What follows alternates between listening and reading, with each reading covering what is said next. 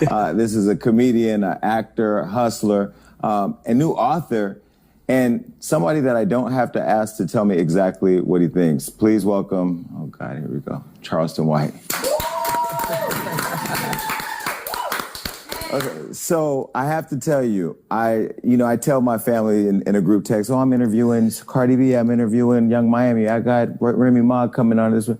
I said I'm interviewing Charleston White. They're like, oh, we got to catch a flight and come and watch this, because everybody back home where I'm from, Stockton, California, where I live now, as you know, and around the country, watches you online, is tapped into everything you say and do. And I think every time you turn on the internet, you go viral. I don't know if that's by design. That's intentional. Is it intentional? Yeah, I do that intentional. You do? Yeah. Welcome to the show. Yeah, I appreciate you for having me. I was actually excited and nervous at the same time. Nervous is, I don't want to hear that. I'm not accepting that Charleston White was nervous. Even when I do stand-up, I tell my partners, man, I got to work this nervousness off, and they think I be playing. But nah, man, anytime the camera come on you, and it's not scripted, it's an element, for me it is. I'm nervous because, man, I don't know what I'm gonna say sometimes because I'm so truthful. Yeah. And there's a brutal truth to a lot of the things that I say, but I like to use the ugly truth. Yeah. And the ugly truth is very offensive. Let me tell you, I know people are watching saying, I thought Jason Lee was getting away from the tea, sipping less tea, sipping more cappuccino. Yes, this is the set where we sip cappuccino, but the thing that I find interesting about you is I don't know half the time when I'm watching you if it's an act, if it's real, what you believe, what you don't, because what I do know for sure is we have lots of intersections, of similarities. Yeah. You had said something somewhere where you said, somebody had asked you, why you say all these wild, crazy things, and you said, that's how I get these niggas' attention. Yeah. And it stopped me that day, because I really feel like when I share my story of how I got into the game, I had to get people's attention, being very honest in a brutal way. Not as brutal as you sometimes, but brutal. And that was the thing that kind of stuck with people. So that hit me in a way, because I never seen you say that. In 2012, 2013, 2014, 2015, I wouldn't dare use the word nigga on social media publicly. Because I was a youth advocate, working, partnering, in training the state's Texas Juvenile Justice Department. So I'm raised in a household where the word nigga is not used. That's a term that it's a term that you don't use. But hip hop and culture wise, it's a term that we embrace. So even as a man, I was conflicted with what I believe culturally and what I was trying to evolve away from boy to man, right? So it became my outlet, right, to get on here and talk like an ignorant motherfucker, suck my dick, because that's the lyric of the rapper, right? And what made me realize that is because I grew up when gangster rap first came. We both 1977 babies, right? Yeah. So when Eazy-E in the song "We Want Easy," there's a questionnaire where they say, hey, Easy, why do you wear your pants like that? I wear my pants like this because it's easy access, baby. Easy, why do you talk like this? He says, I talk like this to get my point across. Now think about that. It's no difference when grandmother or mom or mother and them come in and say, hey, when I leave here, I want you to wash the dishes. I want you to go cut the grass. I want you to do this. She say it nicely the first time, and we typically ignore that. But if she come in and say, get y'all mother, if I'm gonna whoop your goddamn ass, boy, you jump up and go to getting it then. So I understand that form of psychology in vernacular when, presenting my presentation to the world. I started out, before I came to the internet, public speaking. My public speaking then went to motivational speaking. So by the time I got to the internet, I had already been through community college. I was about to drop out in college as a pre-law student at Texas Western University. So I had studied theater and arts, drama, professional speech, introduction to speech. So I just brought all that to the internet. So that's why it seemed like the character is so conflicting because it's all in one. I can't come tell the truth 100% of the time. It's just like the teacher can't just really teach to our kids. They have to put some form of music or arts or fun to learning. So I just brought that to the internet, but in a villain-fine way. I wanted to be a villain. But why did you? So you intentionally want to be a villain? Yeah, I wanted to be a villain because this what I know from studying our culture. We all start out loving all our favorite celebrities, only to end up hating them. I watched us. I'm a Michael Jackson baby. But we turned on Mike in the end. Yeah. When all those allegations came, we started calling Mike crazy, and when he was wearing the mask. We turned on Whitney in the end when she stayed too long with Bobby, and we felt like she should have left Bobby. So we turned on all of our greats. So I said, man, I get them to hate me, and eventually they'll love me in the end because they're going to realize who I am in real life. So I can come online and come play something that I'm not in real life, right? See, this is interesting because I've told the story many times in interviews, even on my own show and interviewing Floyd. When I first came into the game wanting to unlock Hollywood, I thought, hey, there needs to be a platform that shows black culture in a way that mainstream doesn't. So I'm gonna be their favorite platform to go to. It didn't happen like that. And Floyd said, stop trying to be everybody's friend and just be a savage because the savage always wins. I thought, well, I don't want to be a savage because sometimes it feels uncomfortable to have to be a savage.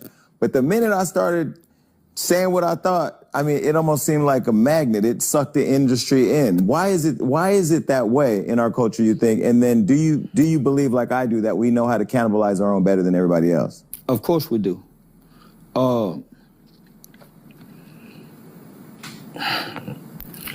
It's almost how we get ahead in America. We can't get ahead in America really uplifting other black people, and we're openly doing it. We can't, at every level of success that we get to, we openly as black people reach back down and pull other black people up by the masses. They'll close the doors on us. They who? White folks or black people? Black people. White people stopped being our enemies a long time ago. Oh, I can feel the internet right now.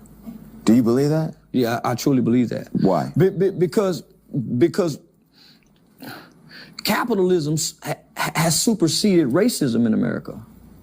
So it's becoming more of nationalism, right? This is America. So that's why you see the Proud Boys, groups like that emerging, white ring conservatives. They're not talking racism, they're talking their country. We're stuck on racism. Black folks, but people would say black people can't be racist. We're stuck on the idea of being racist.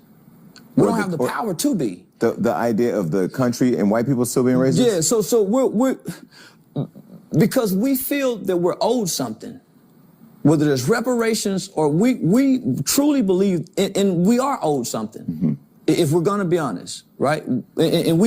But there's a group that feels entitled, and that's the group that's hurting us, right? So the entitled group uses racism as an excuse, as a crutch, but they really don't know racism because racism is really hidden in the fabrics of America and bank loans and why you can't access. So we see more prejudice than we do racism. It's interesting. I was on a call today with a brand where I've been talking to this brand that everybody knows for 3 years about a partnership. And I said, you know what? I just want to understand you. When George Floyd died, all of you promised millions and billions of dollars investing in black-owned businesses, and you haven't done that. But you haven't told me that you don't want to do it, but you keep stringing me along. Let's just have the conversation. Do you just want us to buy your products and you don't want to invest in our businesses? Because this is what I'm feeling. And that, to me, like as you say, the new racism is embedded in like keeping us down, not really investing in black targeted, not black owned. But why do you think our culture still strives for that white validation? Because I do say in many ways, you know, you ain't gonna stop somebody wanting an endorsement deal or wanting to walk that red carpet of a mainstream platform. Man, ain't nothing like a Harvard law degree compared to,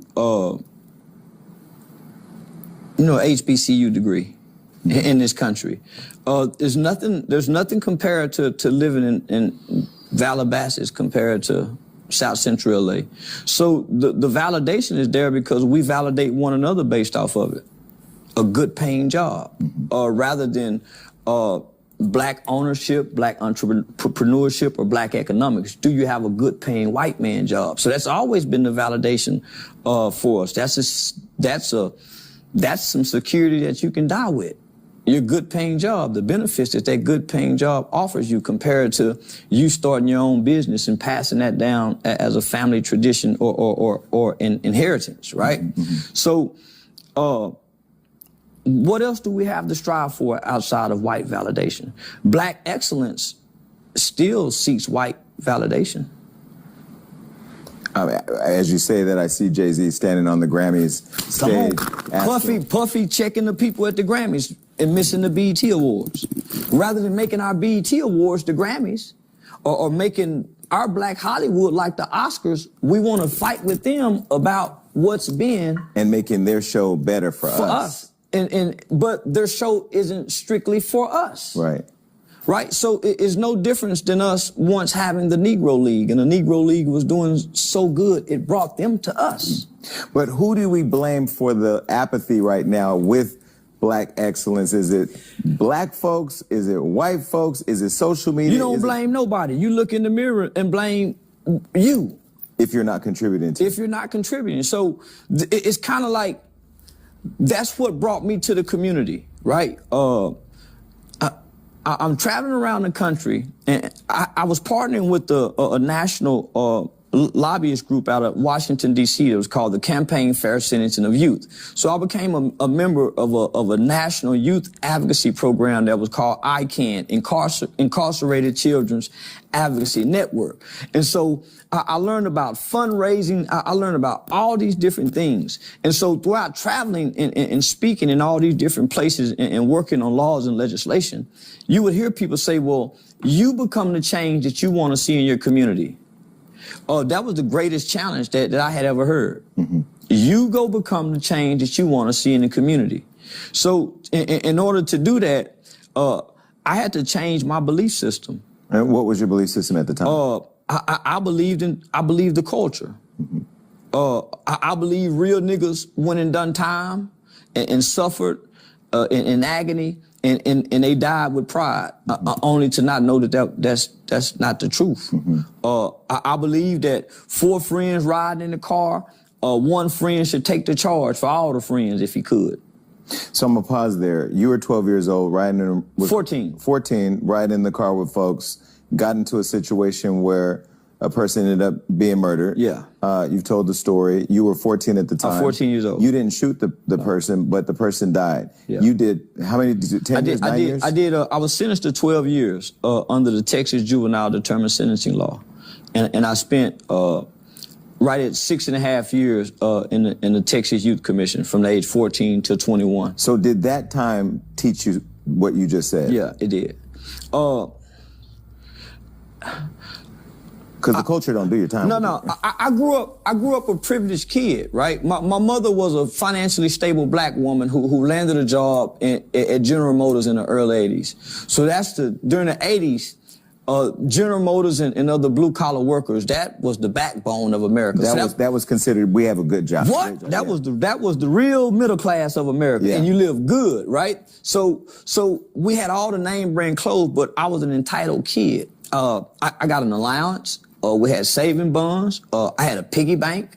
I had my own room. So the shit that you laughing, Charleston, now you showing our age. You've been watching, don't know what no damn piggy bank is. Now you just took me back. Now you made me feel old because I had a piggy bank. I just seen you laugh. So piggy bank was when we actually saved money. Now you're too busy out buying shit that you can't afford to be somebody that you ain't arrived at yet. That's a piggy bank. Yeah. So my mother was trying to instill good morals and good values into her kids. She was God-fearing. She was a Christian.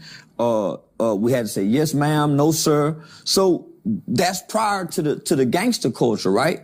So, but your dad was a Navy officer. Was he in your life at this time? He was in and out. Okay. Yeah. He was in and out. So so you're with mom. Mom's at General Motors. Dad is in and out, but he's a Navy officer. But I got an uncle.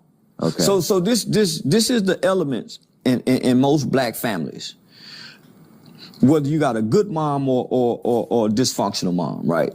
You always got that element of that uncle who has access to what the kids hear or see, right? So it's the uncle coming through, whether he's a pimp, a drug dealer, a molester, a woman beater. It's always something of that image that has a negative influence within the family. And the relationship that makes the pathway to that influence seem okay. There you go. So just give an example. When Uncle Wayne was coming through with the 3-piece suits on, getting out the Rolls Royce, briefcase full of money, you see, as a kid, you see how the family responds to him, right? With your young and impressionable mind, you mimic what you see people admire in your culture and in your environment. But when you wake up one night and he's beating his woman, how do you wrestle with that? Mm-hmm. When you still see the family treat him in a certain element, right? So don't shame the negative attributes that you see. The uncle who walks through the house with the sagging pants with the gun, who still lives with grandmama, whose sister just dropping the kids off over here, right? Grandmama just babysitting for a while, but the uncle still lives there. It's no different than the one who molests the kids, mm-hmm. who has access to the kids. So you end up mimicking that behavior. So I'm born in the 70s. My uncle was a pimp. The 70s and the 80s was the black exploitation era. It's no different than the drill era, the gangster era, the trap music era. We had a black exploitation era that was projected through Hollywood and entertainment. Superfly, The Mac, Penitentiary 1, Penitentiary 2. Was Foxy Brown a part of all that? Come on now. Mm-hmm. So when you think about Penitentiary 1, Penitentiary 2, as kids, we don't have access to these movies because they're not coming on television. Your uncle's got these videotapes, these VCR tapes. So we're watching them. So my name is Charleston. My dad's name is Charles Ray. My name is Charleston Jamon. But my pimp uncle, when I come home from the hospital, he called me Charleston Blue because there was a pimp movie called Come Back Charleston Blue that came out in '76. So they're already putting titles and labels on you as children that you just end up walking into, whether it's, boy, you gonna be just like your daddy. I heard that. Come on now. You might not even know your daddy, but the traits and those attributes are there because of the chromosomes. So where was it that you were raised by the mom who had the great job, the decent job, the father who was in and out Navy, but there's still a positive image? Here comes the uncle. When did the shift happen that led you to prison? Well, my mom, my grandmother's been to prison. So my mom would have to take me to go visit my grandmother in prison. My granddad ended up going to federal prison. My mom would have to take us to go see him. Then my Uncle Wayne is in and out. You know, the street hustling uncle who come take a bath over his sister house, change clothes, wash up over there, get his nephew some money, let him ride in the car. He must have read my book or something. No. Because we all have it. Yeah. Which is interesting because the people who sit and judge us, those of us who actually live through what we all go through, they go through it too. Yeah. That's what I find interesting about the culture, because on the outside, when you watch the social media or the interviews, like you have the same uncle. Everybody have this element in their family. Yeah. Everybody got a molester. Everybody in their that family. Looks like us. Every human being have a molester in their family. They have an abuser in their family. They have an addiction trait in their family. It's in every human being, right? Yeah. It's there. So my mother is fighting. Everybody at home right now is texting their molesting uncle. So my mother is fighting to keep us from this, but because she's a single mother, and back then there was really no resources to help single mothers. So my mom, when I'm getting out of school, they doing 12-hour shifts at General Motors. So when I'm getting out at 3, my mother is kissing us, literally saying, I got meatloaf on the table, the such and such in there, make sure y'all do this, leave your homework out on the table. So she's giving us instructions. Don't leave out this house, don't open the door. I'm gonna call this such and such, make time. So she's giving us instructions. Yeah, we're not gonna listen to that. Come on now. Yeah. And so she's going from 3 in the afternoon to 3 at night. Yeah. So when my mama coming home, she's doing her due diligence. We better have the homework out because she gonna work us. Where y'all homework at? She's going to the extent of going to the bathtub to check and see if the soap wet, to see if we took a bath. Get up, boy, and take a bath. Y'all ain't took no bath because of soap. So she's doing all of that to try to instill good morals and good value. But while she gone, Uncle Wayne coming by cooking up dope. She got a sister who's just getting crack, came through 81, 82. So now my aunt is addicted to crack. So now my aunt is losing her place. Her and her kids have, my mom's trying to be the backbone to save the family. So she's exposing us to the negative elements of our families by bringing these family members into our homes, allowing them to stay with us, trying to help them. So we picking up on all the negative attributes. When we go spend a night over A&B house on the south side over in the ghetto, we get to stay outside. So we picking up all these negative traits by going to go visit family members, coming back home in the well-to-do areas, mimicking the behavior. Right. Culturally, because this is our culture at the time. Mm-hmm. So, man, by the time I played the flute in the 3rd grade, 4th grade, 5th grade. I played the flute in the 8th.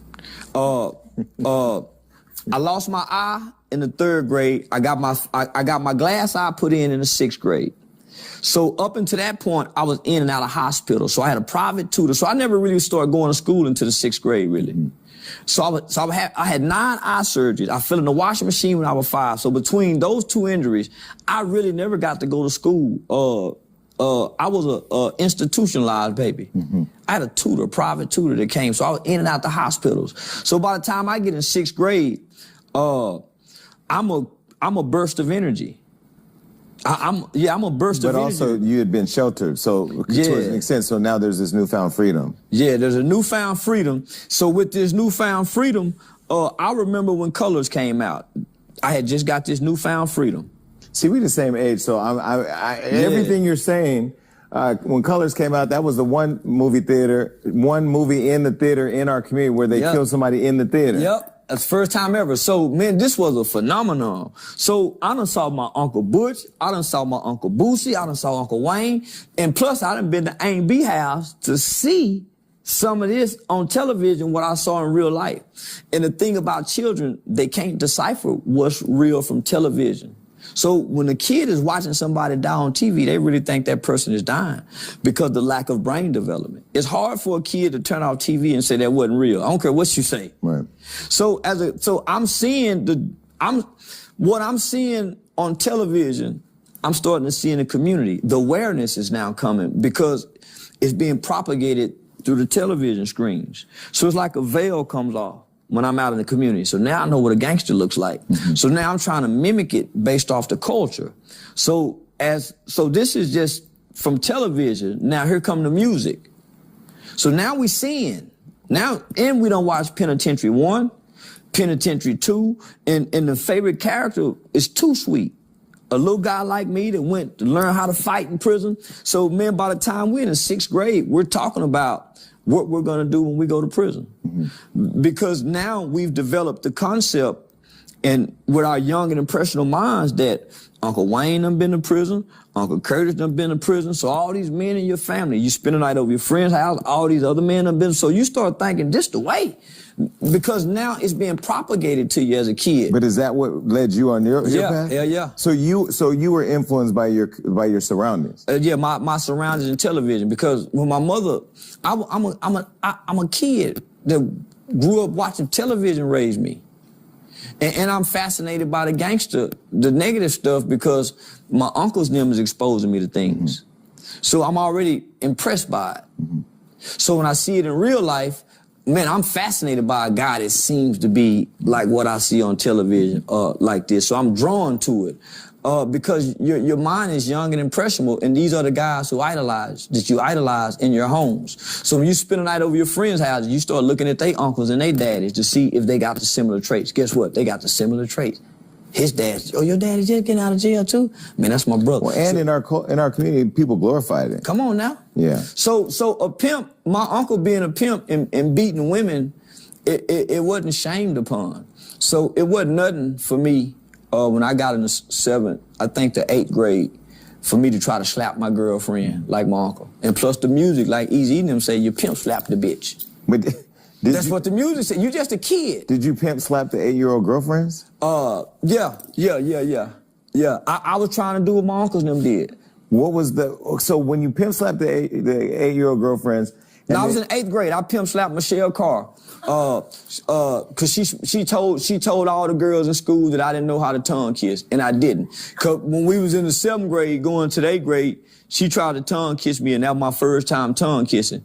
And when she stuck her tongue in my mouth, it freaked me out. I didn't know what to do.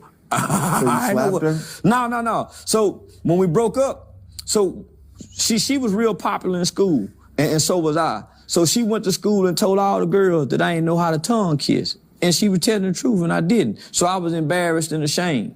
And so we was walking in the hallway, and she was pulling on my jacket. We wearing troop jackets back then. And she smashed my donuts.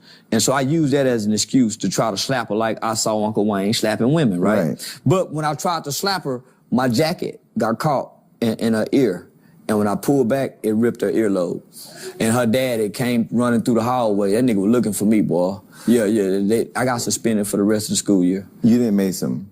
No, I was 13 years old and I ain't know nothing about mace. She had a dope dealing daddy. I was scared. Yeah, everybody was scared. He running through the hallway looking for me. So 13, okay, so when you slapped her, what did you feel? Do you remember? Well, you know it's wrong. So because your mother teaches you different, but you trying to be like your uncle. In a level of shame, but you don't know how to say, oh man, I'm sorry, I'm ashamed, man. Because you still carry on, because you just mimicking. It's learned behavior, yeah. Children mimic what they see and repeat what they hear. So I'm the nephew that's riding with his pimp uncle in the backseat with the hoes. So I might be sitting in the back seat with 2, 3 different prostitutes. But in my mind, these are my aunts. So when he riding and checking paper, so he teaching me this. So yeah, nephew, you ain't got no reason fucking with a bitch if you ain't got nothing for her to do. And I just be, eating a Happy Meal. Learning the behavior. Yeah. So all behavior is learned, either directly or indirectly, either being taught or through observation. But when you're in the car with the guys, you're 14, they shoot the guy, you're telling them shoot him, they kill him, he dies, you get locked up. Yeah. Did that experience make you go, when you get in jail or prison, this movie shit is not real? There's a different reality that sets in when you partake, or if you take somebody's life. It's not like the movies. The movie go off. When you take somebody's life, that scene never goes off. So it took a while, because you're still dealing with a human that has an undeveloped brain, right? Yeah, the feelings were overwhelming, right? So the feelings of guilt, the feelings of shame, even embarrassment, it can be so overwhelming for a kid that some kids have committed suicide because the brain can't process these overwhelming feelings. It's impossible because of lack of brain development, right? The lack of the prefrontal cortex, logic and reasoning. So you're trying to understand why I did this. You're trying to understand why I feel so guilty. You're trying to understand why I want to play tough around my friends and still act like weak. So you battling the fact that, yeah, I have empathy, but when you get with your community is clapping for you because y'all done killed somebody. So that's a hard balance. Right. And you really have empathy. And part of your redemption, part of your rehabilitation, part of your resocialization, all stems from you having empathy. You feeling bad for what you did. But your culture is saying free the killer. The culture is saying, yeah, man, that nigga killer. So, man, that's a hard balance. So to put a kid, for a kid to make that choice and that decision and put himself in that situation, that's why many young people never can recover from making this horrible decision at such a young age. And they can't change at an old age because the culture won't let you have empathy. So K. White, your brother. Yeah, Kevin White. Yeah. He murdered somebody when he was 17, got arrested, did 31 years, just got out of prison. It took him 20-something years to have empathy. Did he go to prison for killing somebody before you did? Nah, he went after me. He went after you. So he saw what you went through and still did it. Is that product of our community? Is that? Nah. What is that? I'm the little brother. So my brother was already violent. But you gotta understand, man, we what you would call a wannabe kid. They come from the middle class community. Which is a lot of kids, though. We walking on marble floors. Our mom got the good cars. Man, we got our own room. Shit, y'all had bar soap, not Man, I had my own phone line in the 3rd grade. So that was unheard of in the 80s for a nigga to have his own phone line. Get the school handbook and call you. Hey, you know, can I talk to such and such? And your mom would say, hey, why that boy calling this late? Right. So, man, we was very privileged kids. But because the lack of father, right? So most mothers can provide their kids with a perfect home life. But if they don't have a positive male connection, there's a negative attribute that attaches itself to a fatherless kid, and no one can explain it.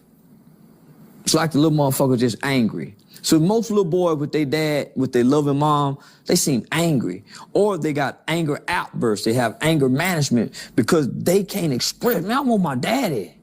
And they may not even say that, but that's what's the underlying. The behavior, because you need, just like you need that white man's validation, you need your father's validation and affirmation just as bad as you need the white man's validation for your success. And neither one of you got that. Come on now. Man, I was smart in school. Man, I've always excelled in school. But because the culture don't clap for the smart kid, oh man, you think you smart. Oh man, you asking all the questions. So once you see that, oh man, you the teacher's pet. Oh man, you kids. So you stop being smart in school. You start being the class clown. So because when I was 8 years old, my brother probably was 10. We were watching a movie. Out of nowhere, this 10-year-old kid says, ooh, man, when I grow up, I'm gonna kill somebody. Man, I looked at that nigga and ran downstairs, mama, because it scared me. In hindsight, the anger that I saw, man, I went and told my mama, man, mama, he said when he grow up, he gonna kill somebody. As the frustrated parent, tired, working, paying, boy, come here. What you mean you gonna kill somebody? Man, rather than exploring that. So, man, grew up and killed somebody. And for a long time, man, my brother didn't have no remorse. Here I was, a kid who went through the juvenile system. And because I went through a different environment, I went through a different program, we had psychiatrists, we had psychologists. I grew up in an environment where all my childhood issues was repaired, right? It is much easier to create strong children than it is to repair broken men. So I went into an environment that focused almost 7 years on repairing a child and then creating a strong one. So that's what y'all see today. I went through a system that was able to create something like this. So my brother and them went to prison as teenagers. My friend there caught a double homicide as a kid at 15 years old. So they grew up in prison. I grew up in a juvenile system, so there's a difference. So I grew up with nurture, compassion, care. Them niggas grew up having to survive.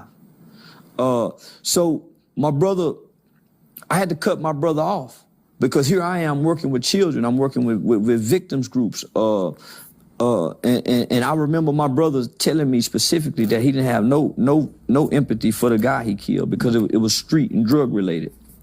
And I remember telling him that there's no way God would ever let you out of prison if you don't have no empathy, if nothing for his mother. My mother, she would always tell us, no matter how hard it got when we locked up, she said, at least I can still come see y'all. The other people can't come see their loved ones. So just think, so my mother would never let us complain because we were responsible for taking somebody's life. So she would never let us forget that. But my brother never thought he would ever come home from prison. My mother believed he would. But there's no way he could have came home and he not developed some type of remorse for taking somebody, even if he feels justified. You have to have some kind of remorse for the impact that you left on the family members. So eventually he got to that point, and then shit, after 31 years, the doors open. So when you got out and created the HYPE program, helping young people excel, was that driven because you knew as a young person you needed somebody to help you excel, and then wanting to give that back to other people as part of your contribution to the culture? From 1991 to 1998, age 14 to 21. Man, that's a big old gap. That's a big development. Those are big development years too. Yeah, and so when I was released, I had been locked up in the juvenile system probably longer than any kid at that time, whereas the others had been transferred from the juvenile system directly into the adult prison system. I grew up with children who killed their mothers and their fathers. I grew up with children who raped 9-month-old babies. I grew up with children who killed their grandparents. I grew up with children who murdered some of the most elderly of our population, who committed some of the most heinous and worst crimes known, if not in the state of Texas, in America. We were the first group of children in America, outside of California, Chicago, Philadelphia, and New York, who began to commit murder in the late 80s and early 90s. This was a group of children who Joe Biden and Hillary Clinton went before our congressional members and said that these children are super predators. That term came about during that time. They said that this group of children would be bigger, faster, stronger, heartless, and incorrigible.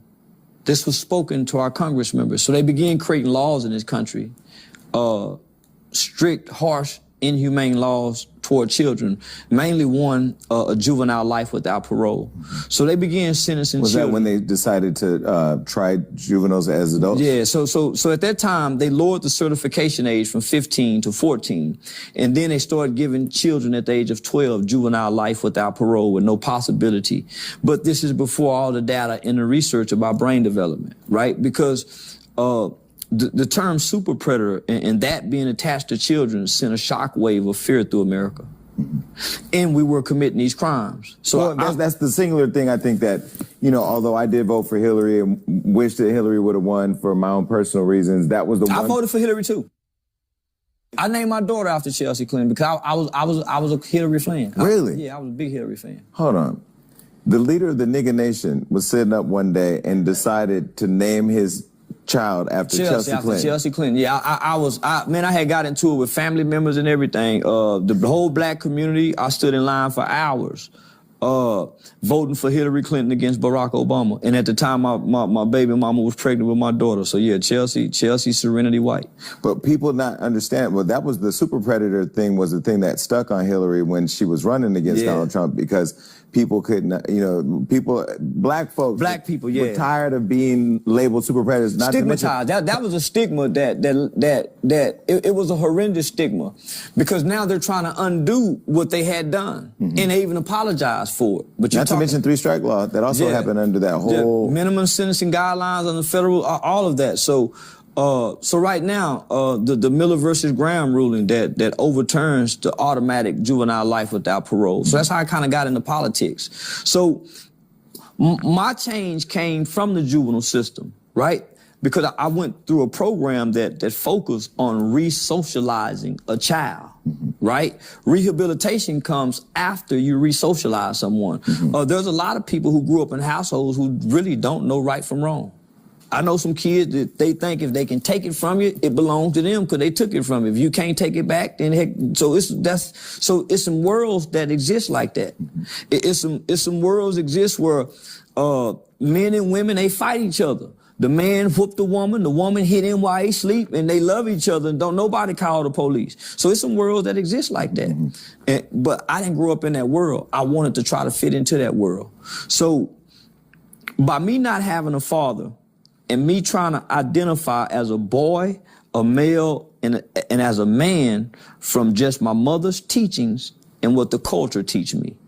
I went with the culture because my mama, what you say don't work out here playing marbles with these guys. Yeah, when I want the ball back, what you say, I say, well, please, can I have it back? This don't work, mama. So I'll stop listening to mama, because what she's telling me to do as a boy don't work when I leave the porch. What she's telling you what to do is right. Yeah. But the mothers didn't tell those other kids that will have the ball the same thing, and that's not the reality of the world that you're in. Yeah, so sometimes culture overrides what you're being taught in the home, because you got to survive and fit in, and I want to fit in. But that's the thing. Where do we take responsibility as a culture, though? Because I can tell you, the only time I've actually actively tried to kill somebody was the day after, a couple of days after my brother got murdered. It was at that point I think I had just hit a low. I wrote about it in my book where I talked about us going to find the person, knocking on the door, and having the guns. And in my mind, I remember the feeling of, I didn't care who opened the door. We were just going to kill everybody in there. That's what I thought. But I got into a place of despair. But there were times over my life where I've made decisions like, you know what? I don't want to sell drugs. I'm bad at it. I was doing side agreements with crackheads that don't work. They don't pay Yeah, I was tricking. Yeah, I was a little nigga tricking. But when do we take responsibility? Because not all of us go down that path. I'm finna say the culture, right? Boys in the hood. When they gave us the part when Trey said, "Let me out the car." Yeah. And Doughboy and them let him out. Mm-hmm. We need more examples. Other than that, we ain't got no examples. That's a great answer, yeah. And they didn't shame him. Mm-hmm. They let him out the car. See, now we ain't gonna let the nigga out the car. Oh, bitch ass nigga, hoe ass, we gonna shame him. He can't ride in the hood, so man, let a nigga out the car. We need more examples. Mm-hmm. Man, we need more, until I came, man, nobody done stood up and said, man, you gangster niggas wrong. You gang, man, I wouldn't dare disrespect no Crip and Blood nigga, and we done Cripped and Blood. But man, at some point, man, when you know better, you do better. Charleston is not afraid to go viral. Let me tell you where I can't remember the first time I saw you. I know after I saw the first viral clip, and I can't remember which it was, I've watched everything unfold after then. Do you ever think about your safety, your own personal safety? Yeah. Well, in the beginning, I had an aggravated assault charge with a deadly weapon. So this was like in 2018, 2019. By 5 guys, 5 blood members from a different city said, we go come to the classy lady. And I'm thinking these niggas just online talking. Because in my mind, ain't no nigga finna just say what they finna do and come. And plus, it's Sunday and the Cowboys playing. These niggas ain't finna stop watching. So, but I'm online playing. I don't watch football. I ain't got nothing to do. So I get in my car, get my guns, and I record myself doing this. Riding all the way to the classy lady, which where my youth organization was. So when I get there, I see one of the guys. I knock over the table, but I'm recording myself doing this. I take cover with the gun, but I never point the gun or nothing. I end up having to make bond to get out of jail on that for aggravated assault with a deadly weapon. But you didn't shoot him? But because you pulled the gun out? Yeah, because I pulled the gun. But the charges end up getting dropped. Mm-hmm. So after that, I'm saying, man, these niggas ain't gonna go to that extent, because in my mind, I haven't done nothing to nobody. I'm saying to myself, the guys who want to hurt me or who would hurt me, they've already hurt other people. So why would they be mad at me for what I'm saying when it's somebody mad at them for what they've done to other people? I haven't been gang banging. I haven't been shooting up the neighborhood. So in my mind, the energy that comes back to me, it don't require me to be harmed and hurt. Mm-hmm. I wrongfully participated in taking a man's life as a kid and paid my dues to society for that. So my debt that I paid to my victim is that I work with other children who possibly could take somebody's life like I was, a misguided kid. Mm-hmm. So that's my energy that I sow back into the life that I've taken.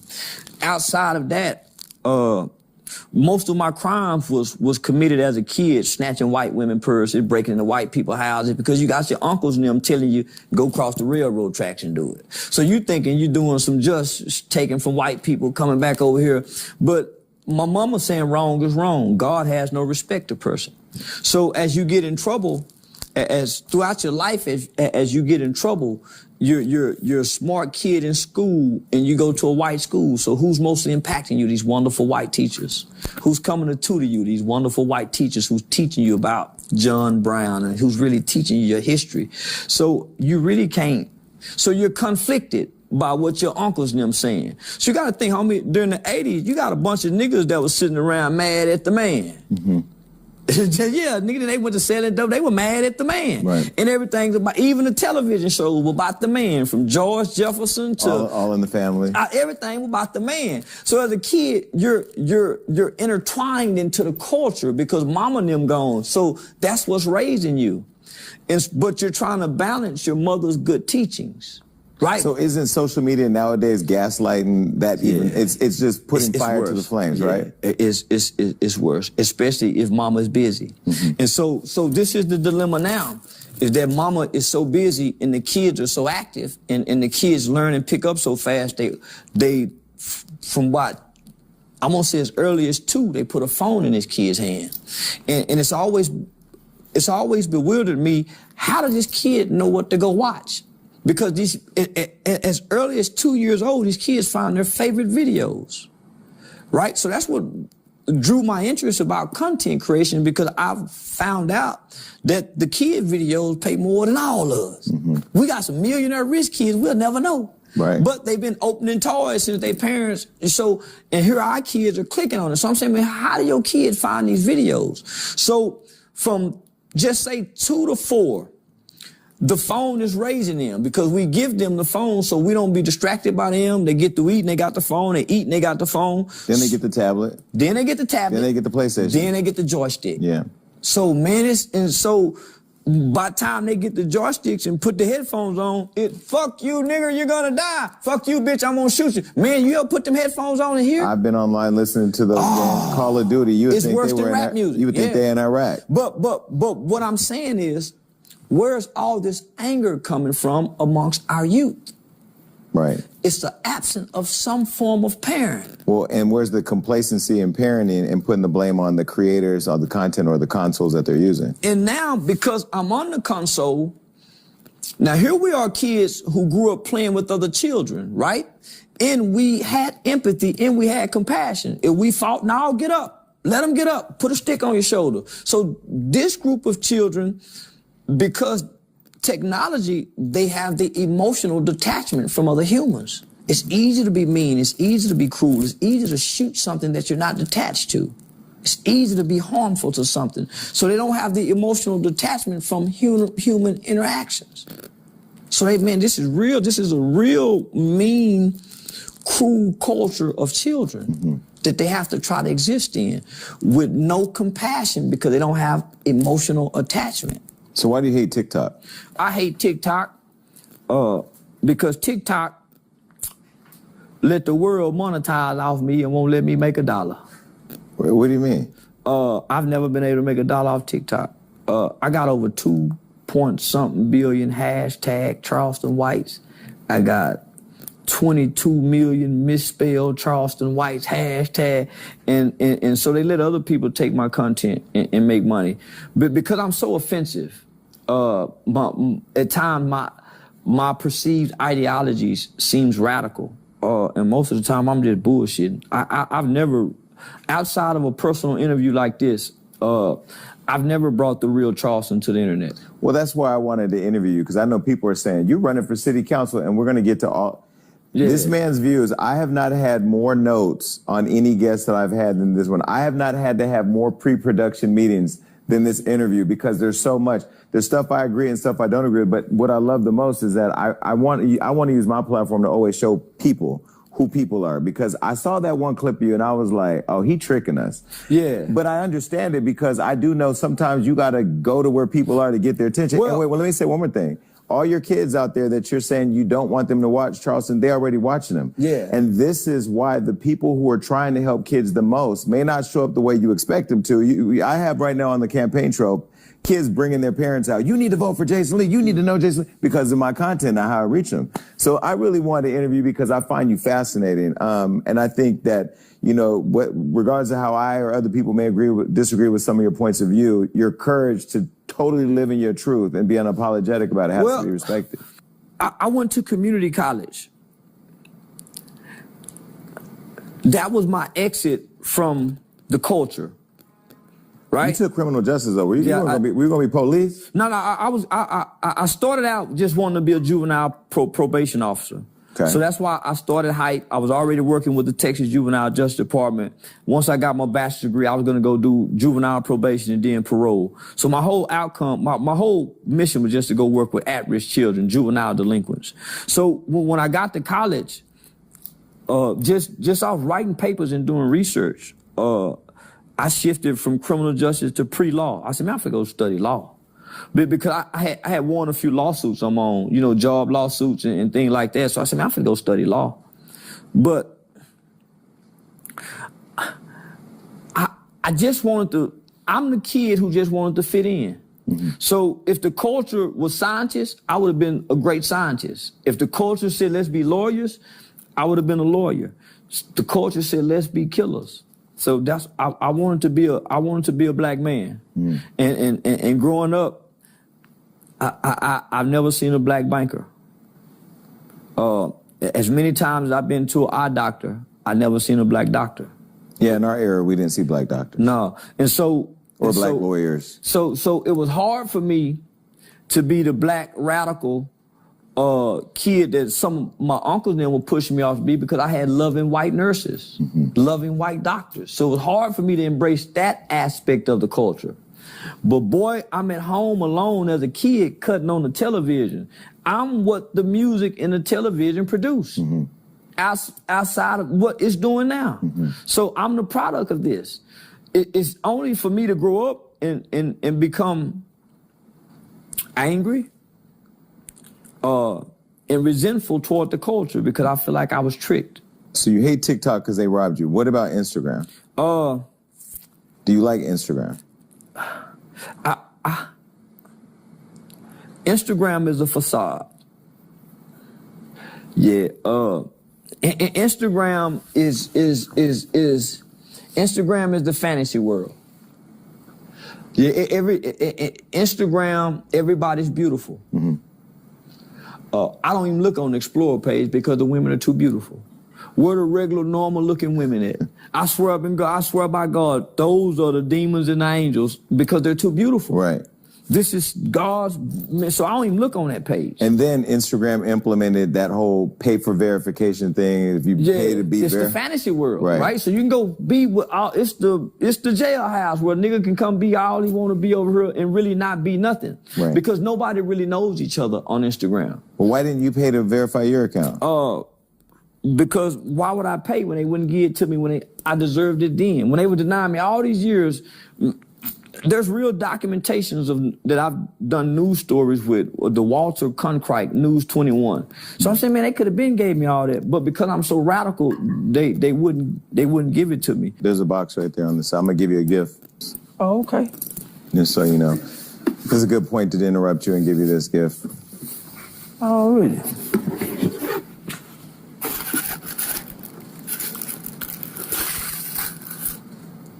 Oh, we verified your Instagram account. Oh, man. We got the page back, too, and verified. Oh, yeah? Yeah, I mean, you earned it. I mean, because, the reality is you already verified in these Instagram and social media streets. It's just the little blue check, I guess, makes it official. Yeah, but and I ain't got to pay for it. No. Oh, okay, already, man. Yeah. Appreciate you, man. Shit. Okay, so now you can like Instagram again, but... Yeah, you're not... I fell in love with Instagram when I first got on there, because it created me to a whole nother world outside my local environment. I was Denzel Washington on Facebook before I ever got on Instagram. In terms of fame, popularity? Fame and popularity. I was doing millions of views on Facebook long before I ever even got to Instagram and YouTube. When I left Facebook, my only desire was to have a monetized YouTube page. I didn't know anything about Instagram. Why did you leave? You're back on Facebook now. I go back and forth. Just you're not monetized on Facebook? No, I'm not. Oh, they got. So this is what social media sites have done to me. They let all the fake pages, they put them at the top and they push me at the bottom. But they're all your fake pages. No, they're not my fake pages. No, but meaning they're fake pages about you? Yeah, they're all yeah, me, but you can take all of those. I've already tried. They won't, man. So, I don't know who running YouTube, Facebook, or so I got a Facebook fan page that has 100,000 followers. There's a fake Facebook fan page, they got 200,000, and they're scamming people. So this fake Facebook page, I got a show in Miami on May 31st at Miami Improv. The fake Facebook page done reached out to Miami Improv to try to get some upfront money when we already got a negotiation for door split. So they had to reach out to us and say, hey, was that you? I'm like, no, man, that's a fake page. Okay, let me make a deal right here on my show. If I can get all these fake pages, consolidate them and get them to you and then Shores and monetize it, can we get paid? Hell yeah. Okay, man, we can split deal. that 50-50, man. Yes, no, we don't got to do 50-50, but we got that. Okay, so that's on the, we're going to make a note of that. Yeah, we partner with Facebook and Instagram. We can figure that out. Okay, man. All right. Man. What else you need for me? You want some help on the campaign? You want me to stop cussing? You want me to stop being mean? What you want me to do? Look, you might have to pop out on the campaign because everybody back home knows you. Shout out to Stockton. Man, shout out to Stockton. Now listen, you got me. When I saw you climb that fence, I think y'all were having dog problems or something. The pool, the McKinley Park pool, this is the pool of my community. They've been lying to the people. The op who I'm running against told everybody that she had cleaned up the park. So I went and shown them that it wasn't. So I climbed up the fence to get over there. I didn't know that would go viral. When you did that, I said, that's some people pride themselves on being bosses. I said, that's a true leader. Yeah. Because a leader is someone who focuses on self-improvement. And while making self-improvement, they make the people around them better. So for you to do that, it reminded me of, shout out to Mayor Bessie Price. But before she retired as our mayor in Fort Worth, she would go on a bike ride in the city with the people. And so our new mayor, Mayor Maddie Parker, she developed a reading program that most people in the black community didn't know about, but they went against her. So while she was working for Mayor Betsy Price, they was looking at the reading statistics. And at that time, I think only 33% of black children in Fort Worth could read on or above their grade level. So she created this reading initiative program in black people, and she didn't say nothing, she just created it, and it became very beneficial. So when you did that, so that's what really started making me tune in to you. Yeah, you know, I appreciate that. We didn't even do it for performative reasons. There was literally the only way to get in that shot, to get to the pool. I had to climb the fence. I saw that, and yeah. I'm willing to do the work. And I think that for all of us who are trying to make our communities better, whatever our content is or whatever, I mean, we're all going to reach people our own way. You have a reach on the culture that people just can't deny, whether they like or don't like the content. My family, I use them as the compass on what direction to go, and you're one of the names. They always say, where's Charleston White? They wanted to be here. Never thought of trademarking the word I've heard my whole life. Mama used to call me nigga. She was a white woman. She dead, though. Yeah. How did you trademark the word nigga, and why did you do that? Tupac. I got the word made nigga tattooed on my shoulder from shoulder to shoulder. So I'm the brain that Tupac talked about before he died. He said that he wouldn't change the world, that he would spark the brain that would. So I'm the kid that caught Tupac from the Me Against the World album. So, you know, in the boys' home, we saw the Brenda's Got a Baby. So I never got to grab a hold of the Thug Tupac, right? So I got the Me Against the World, the All Eyes on Me. So the lyrics. Right, so at the time that I started developing admiration for Tupac, I had became a Muslim. So I was rebelling against my mother's Christian beliefs. What made? How did? Wait, I was in a boys' home. So you became a Muslim because you? I joined, first I joined the gang, okay. Right, and the gang led me to Islam. Got it. As most niggas do. Because you were learning the discipline, or no? Because that's where we was having the gang meetings at, in the chapel with the Islam niggas, right? That's where, yeah, and you know, and we get to kind of buck the system with the food. So it was just it was an outlet. I was rebelling, right? Because my mother's teachings ultimately superseded everything that I believed as a kid. So I'm just going through a phase, man. I done went from, so you gotta think, from 5 years old to 12 years old, I'm in a hospital having leg surgery, then eye surgery. So I just got my eye put in 1989 in the 6th grade. I'm locked up for murder 2 years later. So I never was a gangster. I was still sleeping with my mama at 12 years old. So I was a little boy trying to play this, trying to be something, and made a horrible decision, cost somebody's life, and ended up in a boys' home with kids who really come from this. But I'm a little Braveheart. I'm a little Braveheart little nigga. So, you know, and I know how to act. You know, I done saw Uncle Wayne, so I want to fit in. I don't give a damn. Whatever we got to do to fit in, I want to fit in. So that means if we got to hurt somebody, yeah, I'll hurt somebody. Even if it feels bad, it feels better fitting in. Right? So I joined the gang. Then I'm rebelling against my mother. I became Islam. Islam teachings. But they weren't saying nigga at the temple. No, but Tupac was coming with nigga, never ignorant, getting goals accomplished. Remember, strictly for my niggas. Yeah. So just that, my niggas. So Tupac became my King Von. You know, he became my, you know, what Jay-Z is today. So he became the youth minister. He became the Farrakhan. He became the Martin Luther King, as I read about these other people. So he became that figure. So when I got out, I get made nigga tattooed. So once I started getting into social media, I started using acronyms. GAME, G-A-M-E, game applied means elevation, because I know this is what gets the young niggas' attention. Pimp, proper instruction, motivate people, put it in my pocket. So I'm using acronym just to talk to the, you know, to get the young people's attention. So I met this old man named Weasel. It's Willie Charles Price. He's 77 years old, going on 78, born in 1945. He had a club that was called Texas Nigger. With the hard R? With the hard R. In the 70s, Texas? in Fort Worth, Texas, on Evans and Rosedale, he had a club that was called Texas Nigger. He and about maybe 10 or 12 more other formerly military men called themselves Texas Niggers, the hard R. And they fight police, they sold drugs, and they fed the community. So to get this history, I ended up meeting this old man, and he showed me the paperwork where he submitted to our federal government to try to start a 501c3 using N-I-G-G-E-R.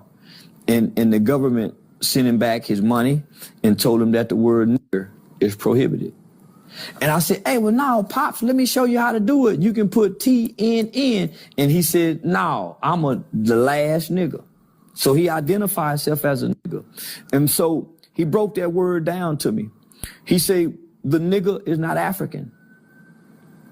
Because there was a time when America said, oh, the world said, we're not going to import and export no more slaves throughout these countries and lands or through these seas. America said, F y'all, we're going to continue, because they were becoming a superpower. So America began breeding farms and started breeding their own slaves. They didn't have to import, and that became more viable and more economical than having to import and export, because you were losing money shipping them overseas, some dying, but breeding them here, so that became way more. So there's a book that's called How to Make a Nigger Slave. So that's a book right now? You can look it up. So me being the academia kid that I am, I grew up reading Huckleberry Finn, Mark Twain, one of my favorite artists. And in the book, Mark Twain, there's a character by the name of Nigger Jim. So prior to black people ever even having a name, it was nigger. And it was given to us. White people created that name. And that was on death certificates. That was in books, the nigger. So that's a real name for us. We're not African. We're seeds of these niggers. Well, when I studied the nigger with the ER, they never caused a war. They never done anything wrong to nobody on earth to deserve this type of treatment. But because of them, look where we are today. Just think if the nigger were like today's black people, they would have never got freedom. They would have never got rights.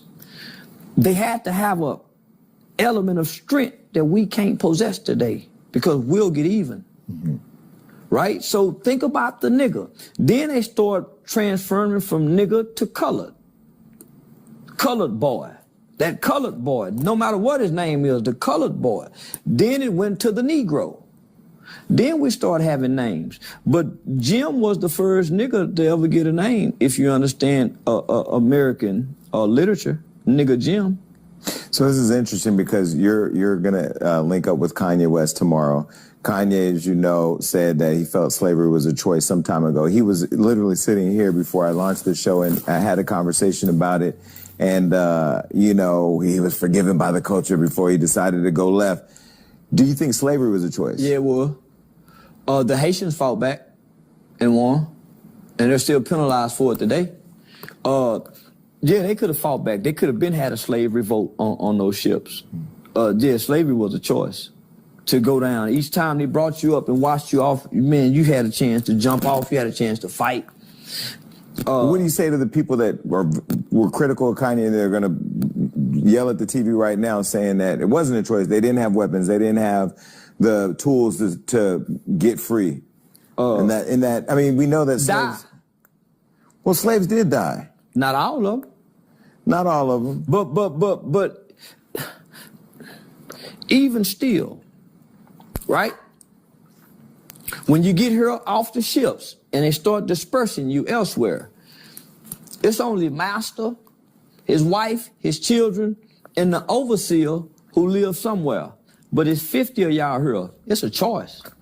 But does the nigga believe it's a choice, or do black people believe it was not a choice? Black people. Because ain't nobody been talking to the niggas. Because if we really been talking to the niggas, there's no way we would do one another the way we do one another. There's not many niggas left who really know that word. Mm-hmm. Who really know this. That word is so powerful. White people want it to cease and desist because it's a hell of a reminder. So in trademarking the word nigga. So I trademarked the word nigga because I can never be a nigger. Right. And that word is prohibited. But is it nigga like the way it's spelled on your N-I-G-G-A, but it's an acronym. Wait, but you own the trademark? Yeah. Out of everybody in the world that uses the word? Yeah, I submitted the paperwork to the government. They approved it and all that. So you can actually tell people, don't say nigga? I don't want to. Why? Now, that word should be on in bright lights. Where? Like how that Hollywood sign is. It should be nigga up, N-I-G-G-E-R, up under Hollywood. Because these were great people. And that word should be admired. But when we say slavery is a choice, does that embolden white supremacy and white people thinking that, see, he even said it was a choice. Because being here is a choice. You didn't have to come here, but we didn't have to get on the boat, is what you're saying. We could have died. Well, we had a choice to fight too, though. We had a choice to fight too. In the movie Roots, they show us one episode, right? Where they all went up, get ready to take a bath, and they decided to fight back, got a hold. We could have done that every day. They showed us the movie The Birth of a New Nation with Nat Turner. But most people don't know there was a lot of revolts other than what they just tell us about Nat Turner. Rosewood, Slocum, Texas. Black Wall Street was even rebuilt. They don't even tell Black Wall Street was rebuilt. Not to the capacity of what it was, but it was rebuilt. Will Smith's Emancipation. Come on, Did you watch that? I hadn't seen it, but I'm familiar. Yeah. So I'm saying we could have, but I can't say the fruits of white America's labor, but the fruits that come with being submissive, following the rules, it seems to be much greater than having our ultimate freedom. Because now, in my mind, you can't make me believe that this group of niggas won't be digital slaves. Mm-hmm.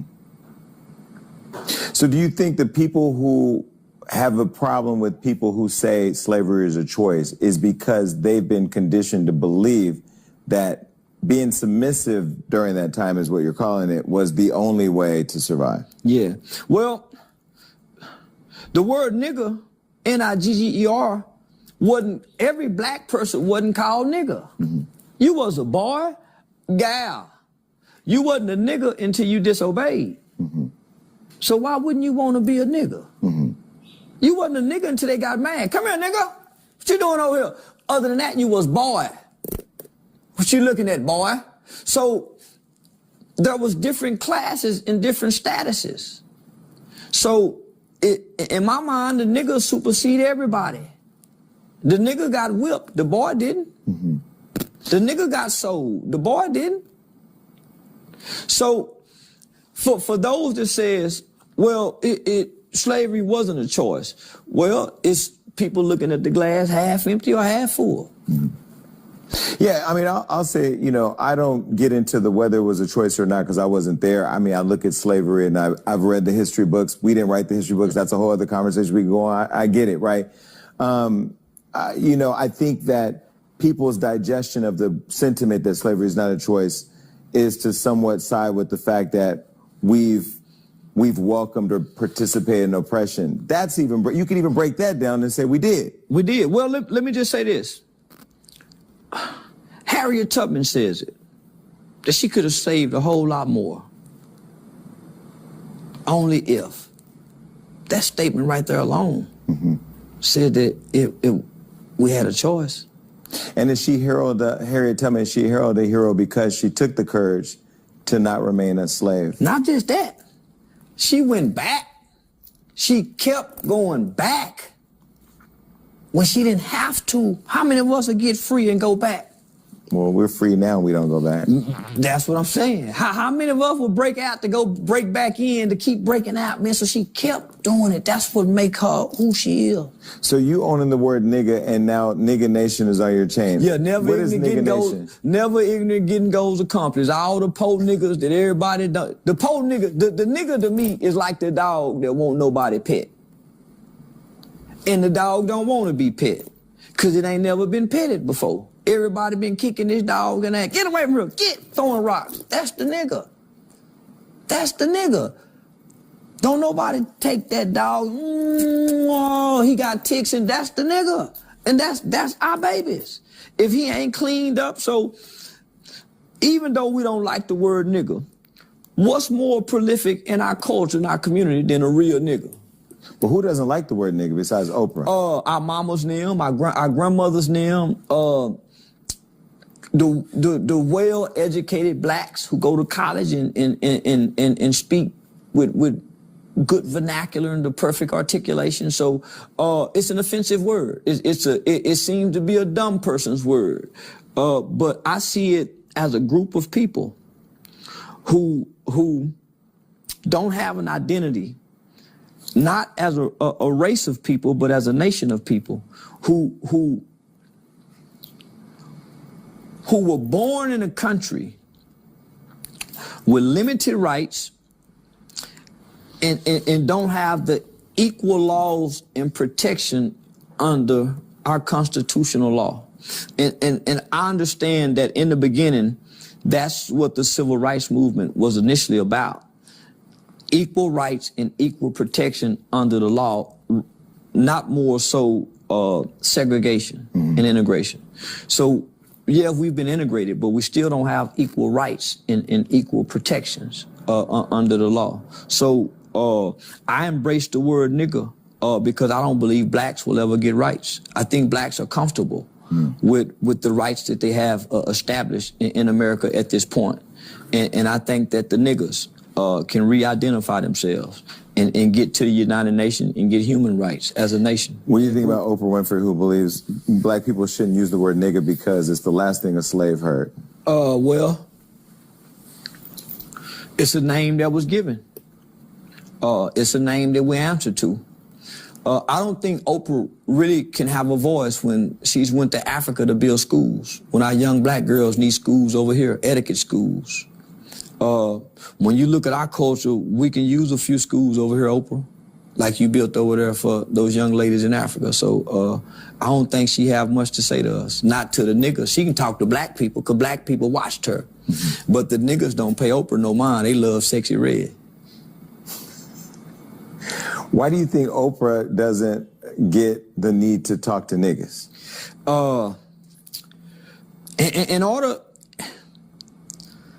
In order to speak to something that you want to correct, you first have to have a connection to what you're trying to correct. And she don't have a connection. But Oprah's a nigga, though. No, she's a Negro. Dr. King then was Negroes. To find a nigga, you have to go find somebody that was born in the 1920s, the 1930s, and the 40s. Who know what that word really means. We're offended by a word and we really don't know what it means and who those people are and were because they weren't black. You go ask them about black, they don't know nothing about black. So the Negro is the children of the nigger. The Negro looked down on the nigger because the nigger couldn't really read or write. The Negro went and got the education. The nigger didn't. The nigger had the trade.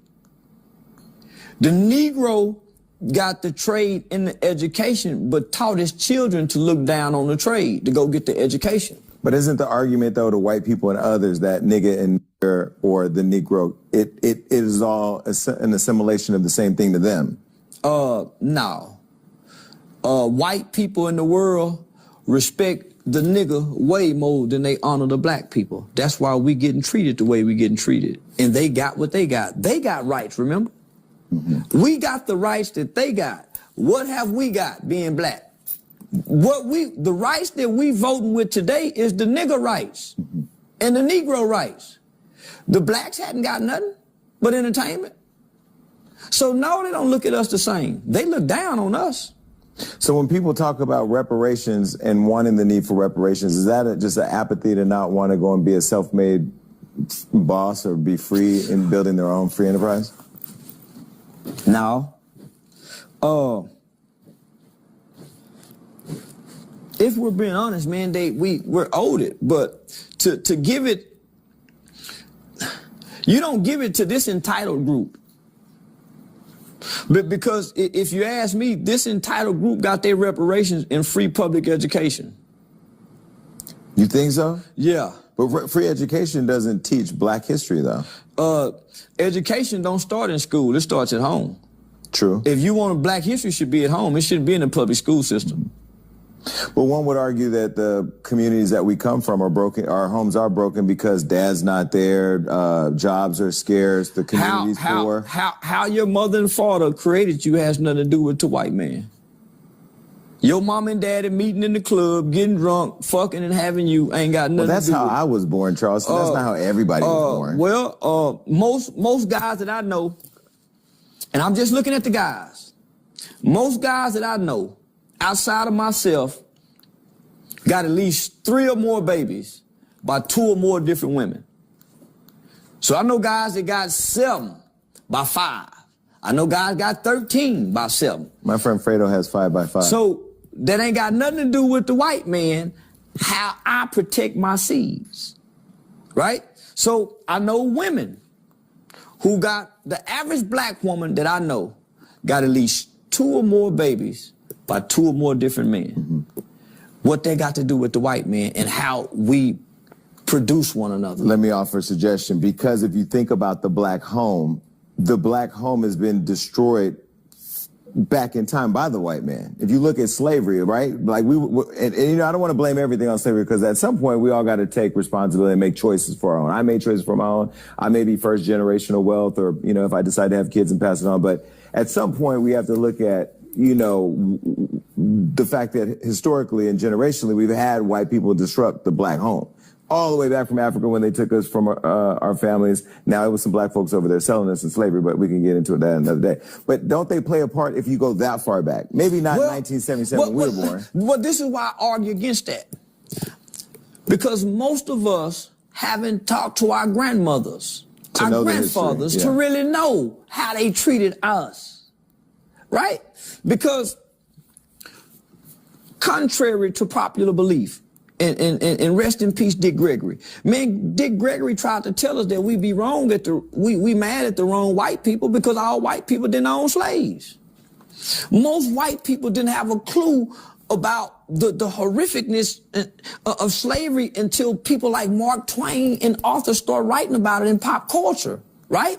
So most white people couldn't even afford to own a slave. It was expensive to own a slave. Better yet, to kill one every time you got mad at him. To beat him where he couldn't work no more. Right? So I argue against that because we're not talking to our elders to really get the true history of what really went on. We're getting out these books on television and movies. So I'm saying, okay, what happens when I meet a girl, she get pregnant, and she catch me sleeping with her friend? She take me back in, she catch me sleeping with another woman. She had a baby, me and her break up, she go off to get a good job, I play hustler, and we never can get back. What white man plays a part in that? Mm-hmm. What about the guy who keep beating up the girl and she gotta leave him with the kid? What white man is playing a part in that? Mm-hmm. So when it's time to enroll the kid in the school, and the daddy know this is the first day of school, and they showing up to enroll, who's playing a part in daddy not being the kind of man he needs to be accountability wise. Right. We can't blame that on I think slavery. it's hard to paint I mean, you know, our culture, you can't really paint it with a broad brush because a lot of daddies not showing up. Those that are in prison, we know, we just talked about earlier, end up in situations Well, this is beyond their what I'm control. speaking from. I'm speaking from a guy who got a bunch of guys who got a bunch of babies. Right. Now, because they had them so early, they was irresponsible dads with these 2, 3, or 4. But these last 3, they great dads for. So when I go to the prison visitation room and I see who's visiting all the killers and the gangsters in prison, it's their mothers. Mm-hmm. It's not the fathers. Every now and then you see father and mother, or granddad and grandmama, but it's the mothers. It's not the uncles, it's not the brothers, it's not the homeboys. So I'm saying, how can we blame all of this on white people? Mm-hmm. Maybe. Let me be very clear. I know you don't. Yeah. I know you don't. So I'm saying, but there's an element of our culture that does. I agree. How can we blame this on slavery when... Or waiting for Jesus to come and fix it all. And then we have to forget, man, there was a time when being a gangster was like being a preacher. Being a gangster was like being Obama. Come on now. Where I grew up. Come on. So, not just where it spread throughout America. Yeah. So we're just now trying to undo that. Well, I also think like today's Negro, nigga, is black male, African American, whatever. Because we done evolved through a whole bunch of things. I think today's social media black person is trying to rationalize a world we live in today that we've always lived in. So like now when you see a lot of cancel culture stuff happening for different things, which we'll get into, I know you're one of your opinion things. This is what I'm seeing with today's black people. This is what I'm seeing with today's black people. They're losing the spirit of truth because we have so much information now, right? We live in an information age and we have access to information that was hidden forever, right? But we don't know how to decipher factual, credited, what's true. So it's all mixed in. Or it was just somebody's opinion. There you go. And so because we all have access to this, but we all don't have the knowledge to decipher the facts, truth, or whatever. So now we're more separated because our ideologies, the hoteps, the Hebrews, so now we got all this new information, and now we don't have the spirit no more. But how does okay, we're gonna go before I go there, because I wanna go right there. You said, because I'm black and white, so you've called me a mulatto. We've had Lotto here on the show. She doesn't want to be called My son's a mulatto. Okay. So I'm black and Italian. You said, I'm going to read your quote. Basically, you said black people and white people are too angry. A mulatto exactly what was a gift from God to bring us all together. That's exactly what I said. I said that we're going to bring peace in the world. Peace in the world. Yeah, I said that God is going to use the mulatto, the mulattian, to usher peace into the world. How did that happen? Because I had biracial children. I wouldn't let my son play with all black kids. But because I see black kids, man, you can't be loving. You can't be a loving kid amongst black kids. I would tell my homie, why you got to teach your son to fight? Homie, let the world teach him when it's time to fight. Why are you teaching him as a baby to fight? But that's the culture. Nigga, I'm teaching my son love. Come here, baby. But you'll say, oh, boy, you raised him to be gay. With love? So, man, I raised my boy with love. I wasn't, man, fuck all that teaching him to fight, punching on him. No, man, I gave him love. So, but I saw this won't protect him when he go outside and play with these nigga baby, these ghetto nigga baby. So, I started watching what he would gravitate to. What environments he would have to fight in, what environments he get peace in. So this is my qualitative observation. And I don't remember too many mulattians growing up. It wasn't a lot of mixed kids growing up, homie. So that's why yellow niggas was so fascinating in the 80s. It wasn't a bunch of mixed niggas in the, you know what I'm saying? So, so when I got locked up, you never saw too many angry yellow niggas. I see. You saw Shamar Moore playing. I mean, well, let me just say this: the guy who put me down with was a mixed dude, but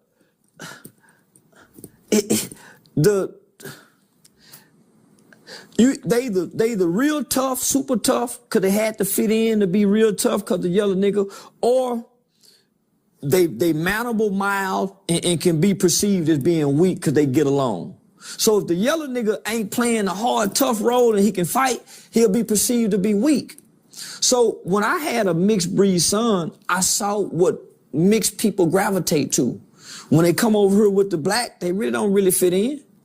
They hair too pretty, their skin too, so when they come over here with the other side, you ain't white, there's no medium for them. But that's the colorism black people would say was created by white supremacy. Well, is that blaming on the white folks? Well, no, I'm not blaming it. So my mother always told me all things work for the good of those that love God. So whatever God created, whatever reason man created that for, is gonna be used for good. I agree with that. So when I look at mixed people, man, they fit in everywhere. They can go in any door. But is somebody a part of the mixed community? We ain't here to bring peace from God. It ain't on y'all to do that. I'm just saying, watching y'all. I ain't never seen a group of mixed people violent, angry, and disturbing. It may be an individual, but I've never seen a group of y'all. Nowhere. I ain't never seen a group of yellow niggas causing trouble, fucking up, nowhere. So that's all I'm saying. So my son is 20.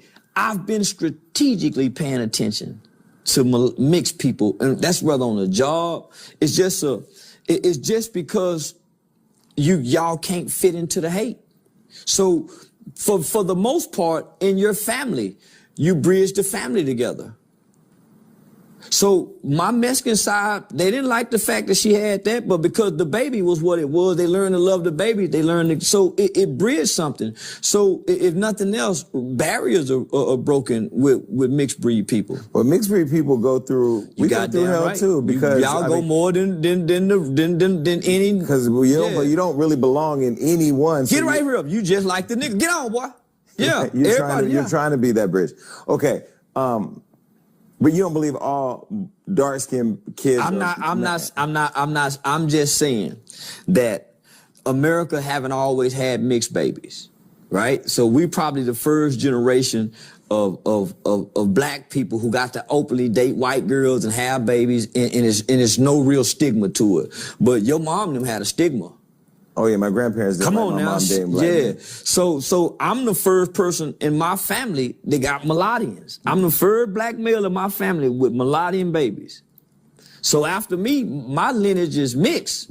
It ain't no more unless I make another full black baby.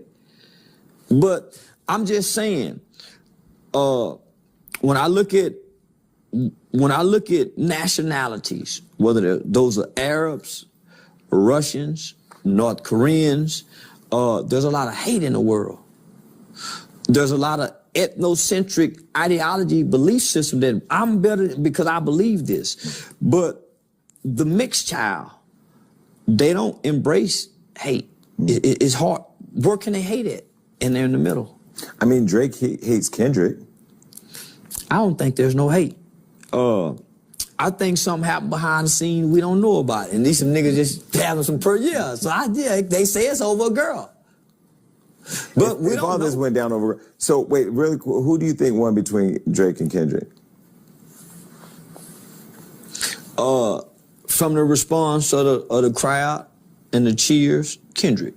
Yeah. Yeah, Kendrick. Okay, so back to the mulatto thing. Why don't you believe Latinos can use the word nigga? Because some people in New York and in communities that are mixed, we just say it in the hood. We all live in the same hood, so why not? All my Latin King partners use it. Because they can't use it at the dinner table, at Christmas time, at Feliz Navidad time with they people. Yeah, now if they can go nigga at Christmas time with their grandmamas and muddies and them, they gotta wait a little while because the nigga still, the NIGGR is still here and sprinkled out around. Once they gone, then y'all come join us with the nigga shit because in Texas, our Mexicans are niggas. They got gold teeth, bald face, they rap nigga, they niggas. But when I come out here to California, man, my SA partner and them, they not niggas, they vato, ese. Right. Yeah, so I think. But as the person who runs Nigga Nation and who trademarked nigga, can we just settle it now as the person that owns the word, literally? Yeah, everybody can say it. Everybody niggas. Yeah, niggas out. See, I want to make the word inclusive. Can white people say it? Yeah. Now, let me just say this. No, because only you can speak to the guardrails of the use of a word that you own. Because when Kendrick had that performance and that white girl was rapping in the audience and she said nigga, he stopped the show to tell her you can't use the word. Yeah, she can use nigga. Yeah. Man, you got to remember now. The spirit of the nigga was a motherfucker. The hymns and the songs that they sang. You got John Brown. If you know who John Brown was, the abolitionist who went and died, had his son. So, man, the spirit of the nigga, white folk got it too. That was when you see Dr. King holding hands on them front lines, man, there's some white people he holding hands with. Bloody Sunday, man, when they come through hitting them, man, it was some white people out there. So we can't exclude the ones that can tap into the spirit. So, man, when you look at everything that took place after George Floyd, man, it was some down by law white people for the Black Lives Matter movement, going to jails, fighting and swinging. So, man, we can't, man, nigga, N-I-G-G-A is inclusive. N-I-G-G-E-R was exclusive because that was a particular group. We're not a particular group anymore because we got mixed babies now. There wasn't a lot of mixed babies then, man. You said something controversial, and I'm going to say it slow so you can, I'm not that you're going to prepare your thought because you're going to say whatever you want. You said that Hamas is the street niggas of Palestine who are sick of it. That's a lot. Right now, everybody is waiting to hear what you're going to say. Now, there's a lot of people watching who want to see the violence in Israel or in Israel and Palestine or Gaza stop. We all want, I want to see, you want to see it end. Yeah. But a lot of people... Because it's an unfair fight, for one. A lot of people who feel that way in the industry, as you know, are refusing to speak out about it. And I want to know, why do you think that they won't speak out? Because the repercussions and the backlash that you will get for being perceived to be anti-Jew. But if you understand the conflict and the history between the two, then man, Hamas ain't wrong. It's no different when black people got to their breaking point and them niggas in Chicago started stealing animals out the zoo. Fuck they fucking with the zoo for. Then they started burning down Walgreens. It's no different than what we've seen here in America.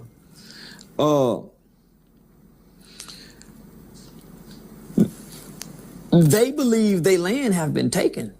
And not only have their land been taken, they've been pushed to an open world prison in their own land after it's been taken.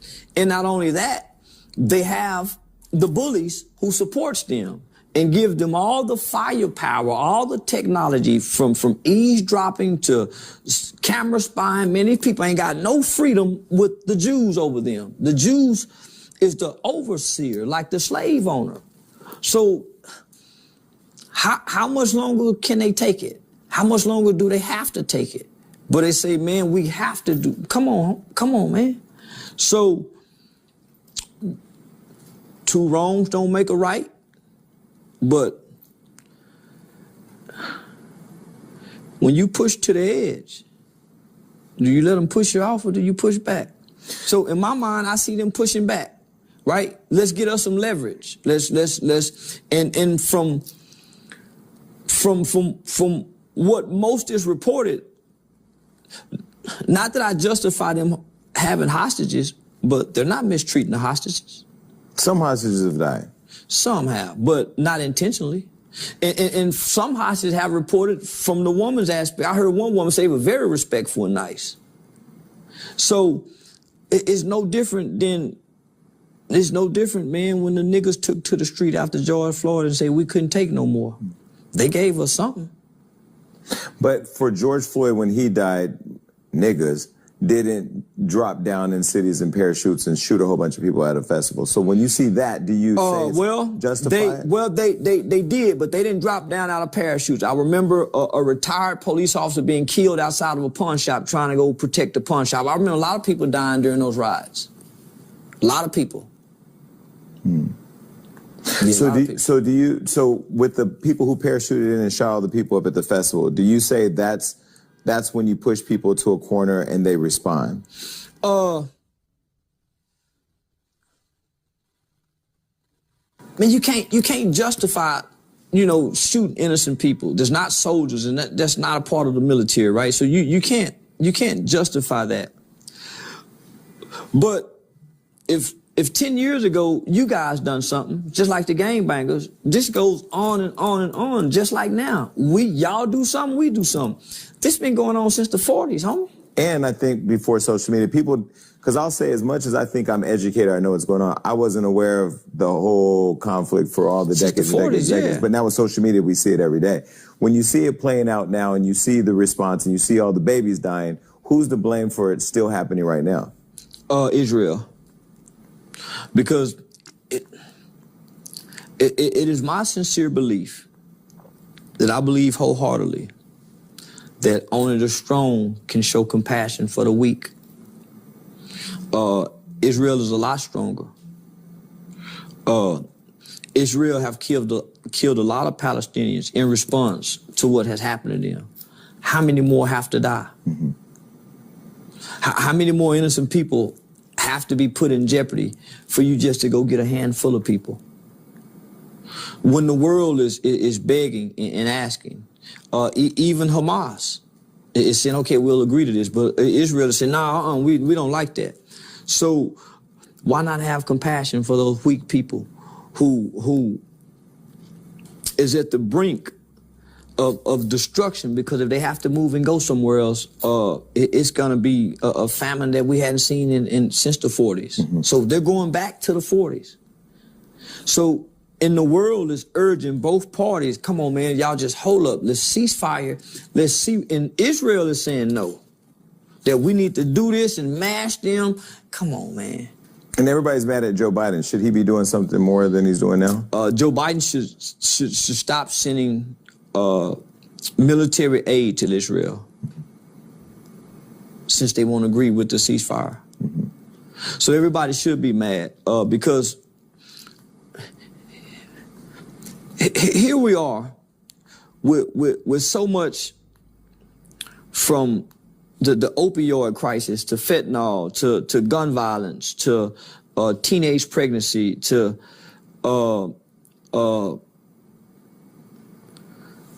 even hunger in this country, to send so much aid and resources to two different countries in so many packages.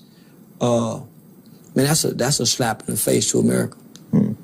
Well, I mean, and not to take away from the aid that's needed over there. I mean, there's the conflict is a lot to watch. Man, the Jews are some of the most richest people in the world. How much aid do they need? They military and the things that they have is 20 times way more advanced. But what I was going to say was, it's not that they don't deserve it, because I think our place in being a humanitarian to the world is important. But Congo, like, there's a whole slaughter, there's a whole world of people in Congo being killed that look like us that aren't being talked about on the news, and we're not sending aid that I know of.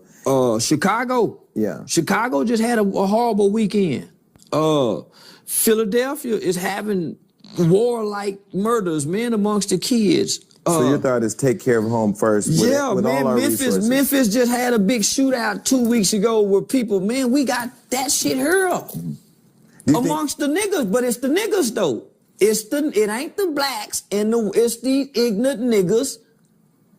The gangster niggas' kids, the poor nigga babies, the woman, yeah. So it's easy to send aid over there and ignore aid that you can give here locally. So do you think that's the frustration that younger people or people now in America have with Joe Biden, because they see him sending the aid there but don't see the change happen in their community? In what they've sent to Ukraine, they could wipe out all of our student loans with no problem. With all the aid they just sent to Ukraine alone. But you got people here still suffering. Man, you got people here who get denied food stamps because they $10 over what the requirement says. So there's no aid here for America. So how can all this aid be given and we have just as many people dying here, if not from gun violence, from fentanyl overdoses? Just as many. So, but you commented on black murder, which I don't believe black on black crime is a thing. Do you believe it's a thing? Yeah. Why do you believe black on black? Because some would say crime is all based on proximity. Show me where the Jews killing each other. Show me where the Asians going to jail for murder. And they got Asian gangs. Show me where there's a big population of Asians in California. There are Asian Crips, Asian Bloods, Asian gang. Show me where a big population of Asians in jail. You can't. Show me a big population of white people killing white people. You can't. But this is a country of guns. Well, only when they go in school and shoot up kids and say it's not terrorism. But they classify that as a mass shooting. They classify ours as gun violence, but it's mass shooting because mass people are being shot in one instance. But they don't classify ours as mass shooting. Well, where do you think that comes from, though? Because again, I'm not one to say everything goes back to white people, but lack of investing in our communities. It comes back to us because they see we don't care. If we cared if we cared the same about black people shooting black people that we did police shootings, then they would respond to black shootings the way they do police shootings. They try to give us resources and they try to find alternative solutions after a police shooting occurred. They literally put everything on hold. Come on, we got to hear from our blacks. But that's only during a police shooting. Then we act like nothing else bothers us but police shootings. Only thing that bothers black people in America is a white police officer killing a black person. Other than that, nothing bothers us because we don't cry, we don't complain, we don't march, we don't ride, and we don't tear up shit until that happens. So why would anybody care about that? They don't. Why do you think we're not consistent in the fight for a better life or for a better community? It starts at home.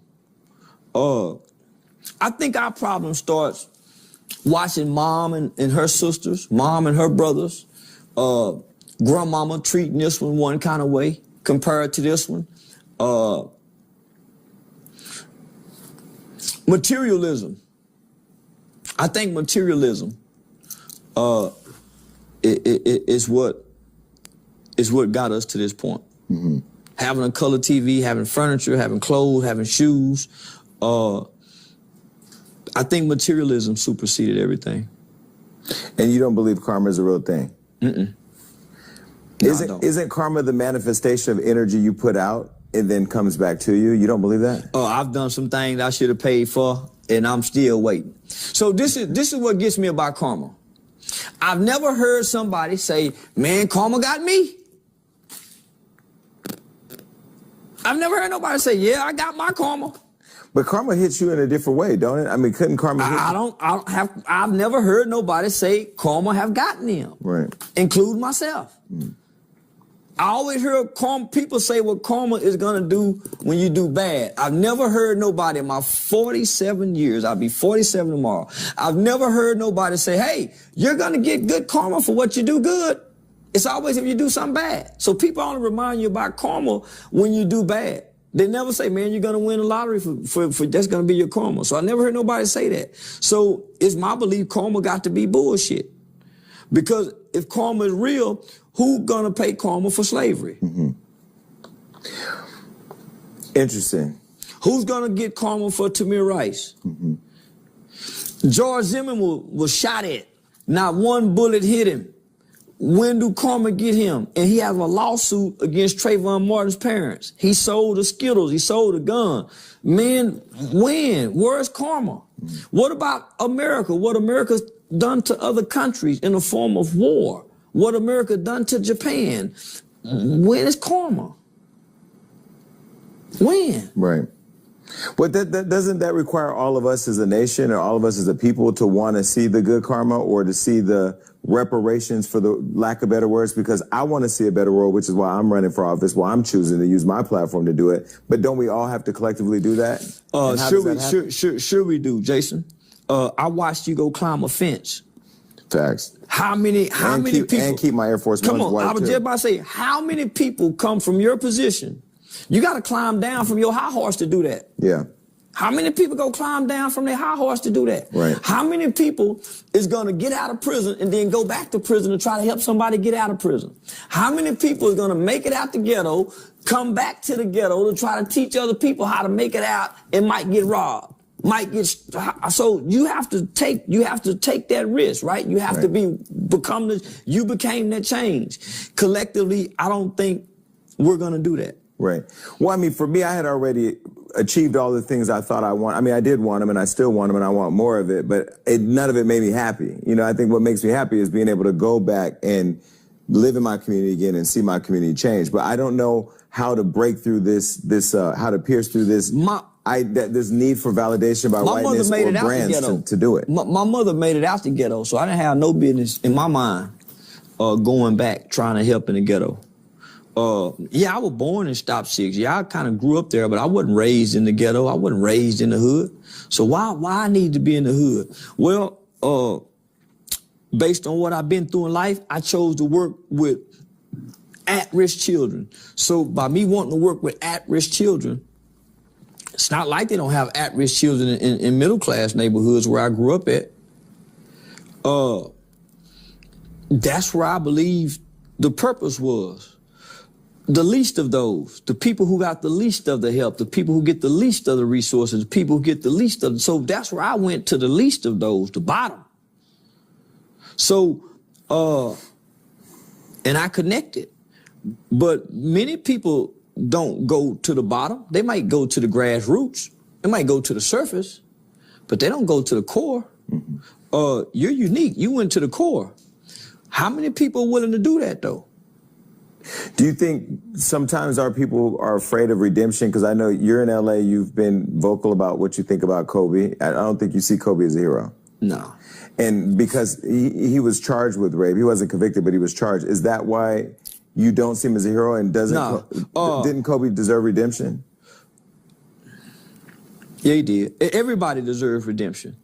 He was accused, and that was it.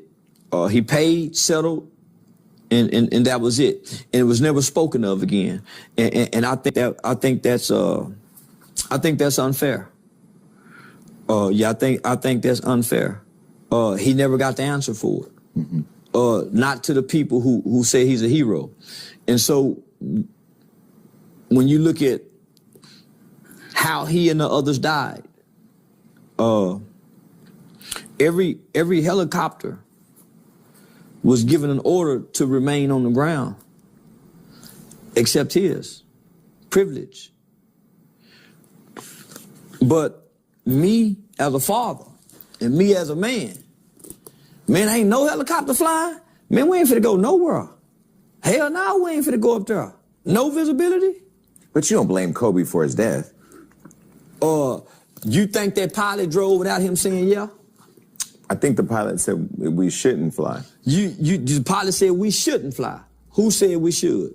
Who in there could override the pilot? Well, nobody should have overrode. I'm just saying, if the pilot is on record saying we shouldn't fly, then somebody else said let's fly. Then whoever said let's fly is the cause of that death, if we're gonna be honest. Right. And so even with the world grief and the loss of Kobe, you don't feel like he deserves that? What, to be grieved? Yeah. Or to be revered as a hero? Yeah. The drunk driver who died in the car wreck deserved to be grieved for driving drunk and killing somebody and him dying. Yeah, he deserved to be grieved. But the truth is the truth. There's a cause and effect. What's the cause? And then what was the effect? But because we're in our emotions, and for whatever reason, people believe that you can't speak on death. You can't speak on people when they die.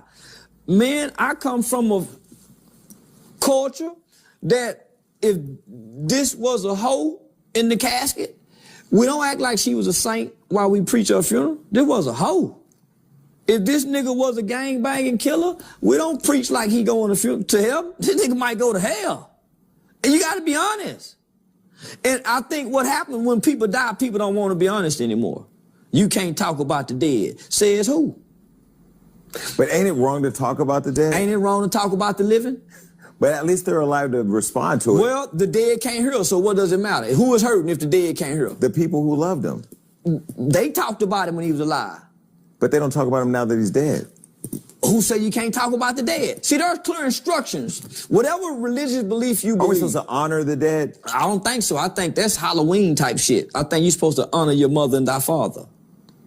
So how can you honor the dead but not honor thy mother and thy father? But two truths can exist at the same time.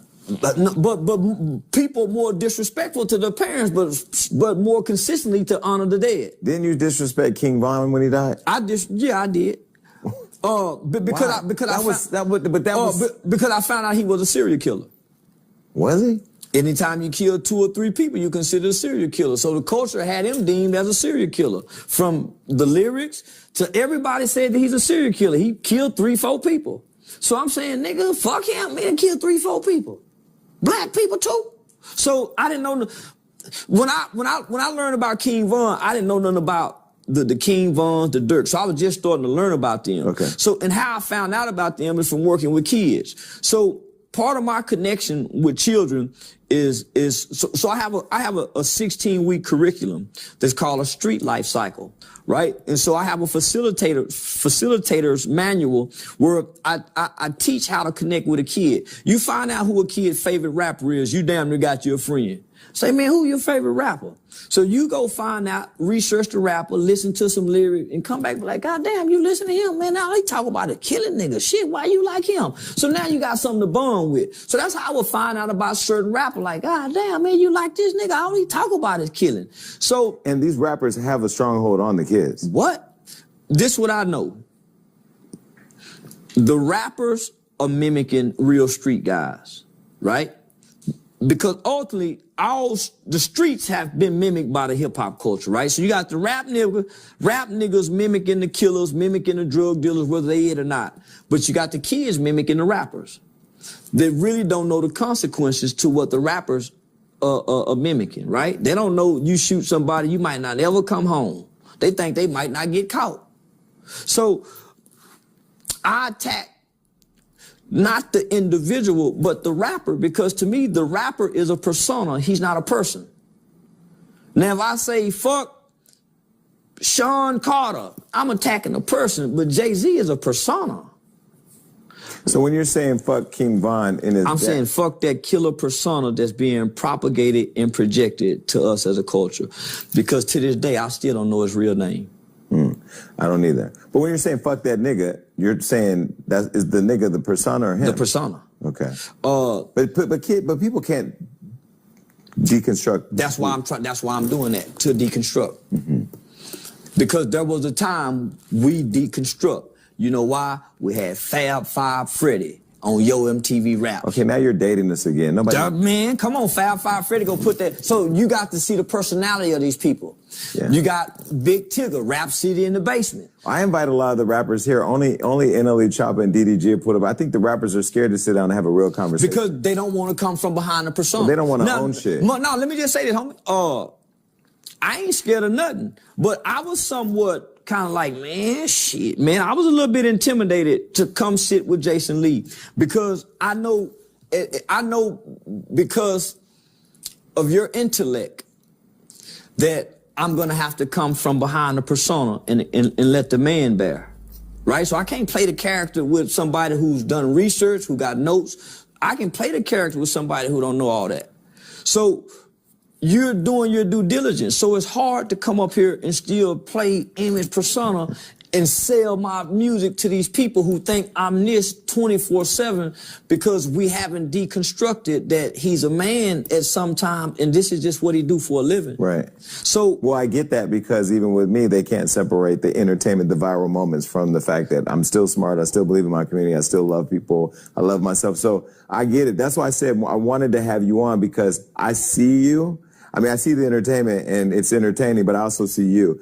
And I'm trying to understand, like, so nobody deconstructed how you for me. manage both. Well, because nobody did it for me.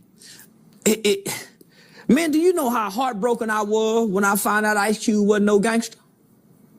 I grew up believing from 13, 14, 15. That everything he said at NWA was real? Man, you know how fucked up I was? Not only that, do you know how fucked up I was when I realized Tupac wasn't a real thug, that he was an intellectual genius actor and he just wanted to fit in and he got himself killed? Right. He wasn't none of that, man. So, man, I was fucked up. Man, I thought Pimp C was a real pimp. But young, impressionable mind. So now you growing up and you're in your 30s, you saying, man, I've been trying to be all of this. Now I'm needing to know how to be a father. And it ain't now rapper than rap, now father lyric to a nigga, homie. So now I need a new identity because I see this is bullshit. I embrace fatherhood. But even as embracing fatherhood, you still inadequate inadequate as a black man. Well, let me challenge that and see what you think, because you're smart as hell, and you know, you're answering all the questions. Everybody watching is like, yeah, I agree and I understand. Even in maybe sitting in films of disagreements, Nipsey, you were kind of fucked up about Nipsey when he died. You said you said what you said. No, but let me ask you, Nipsey. I don't know King Von's movement. I mean, of course, I lost a brother, so anytime I see somebody that comes from where my brother comes from, and I understand everything you say in terms of like where you come from, it's just. See, I went to Nip's funeral, homie. I was there too. I had just moved back from L.A. and I went with the Rolling 60s rival, the A-Tray Gangster Trips, OG Skull, and I watched how they bullied themselves into the arena. They didn't have no, man, we didn't have no ticket. Man, we sat with the celebrities. And I'm saying, man, how we get nigga Jay-Z right there? Man, I go Usher. Man, look at DJ Quick. So I'm fascinated. So, but I watched them bully to get there. Man, I watched Cappuccino, man, get up out the car, say, and the valet people saying, y'all can't, but he got on an all raw blue suit, he hit the hood. Man, park the car right there. That was my first time seeing a Rolls Royce truck. But I watched them bully. But I went to the funeral because I wanted to know who Nipsey Hussle was. I knew of him, but I didn't know him. Mm-hmm. I had never heard one of his songs that I could recite. And I was trying to figure out, how is it that a Rolling 60 Crip in L.A. can have such an impact way down here in Texas on the, man, that motherfucker so... because they loved him there too. Man, all over. Hell yeah, they had, yeah. So I'm saying to myself, well, we got Nipsey Hustles here in the city that does this, that does, why don't they celebrate? So when I got invited to the funeral, I came. And so I came, it was like a journey. The actual experience? Or yeah, the actual experience was like a journey. What was the journey for you? Coming from, flying from Texas, the day of the funeral, the night before, getting here, meeting up with OG Skull. We met up at King Baba Louie's house, and these are the founders of the Crips and Pyru sets, and so just to get to the Staples Center and see what I saw, and then to be among celebrities. So this long before I become popular online. So just to be amongst celebrities and see how these gangsters is moving, to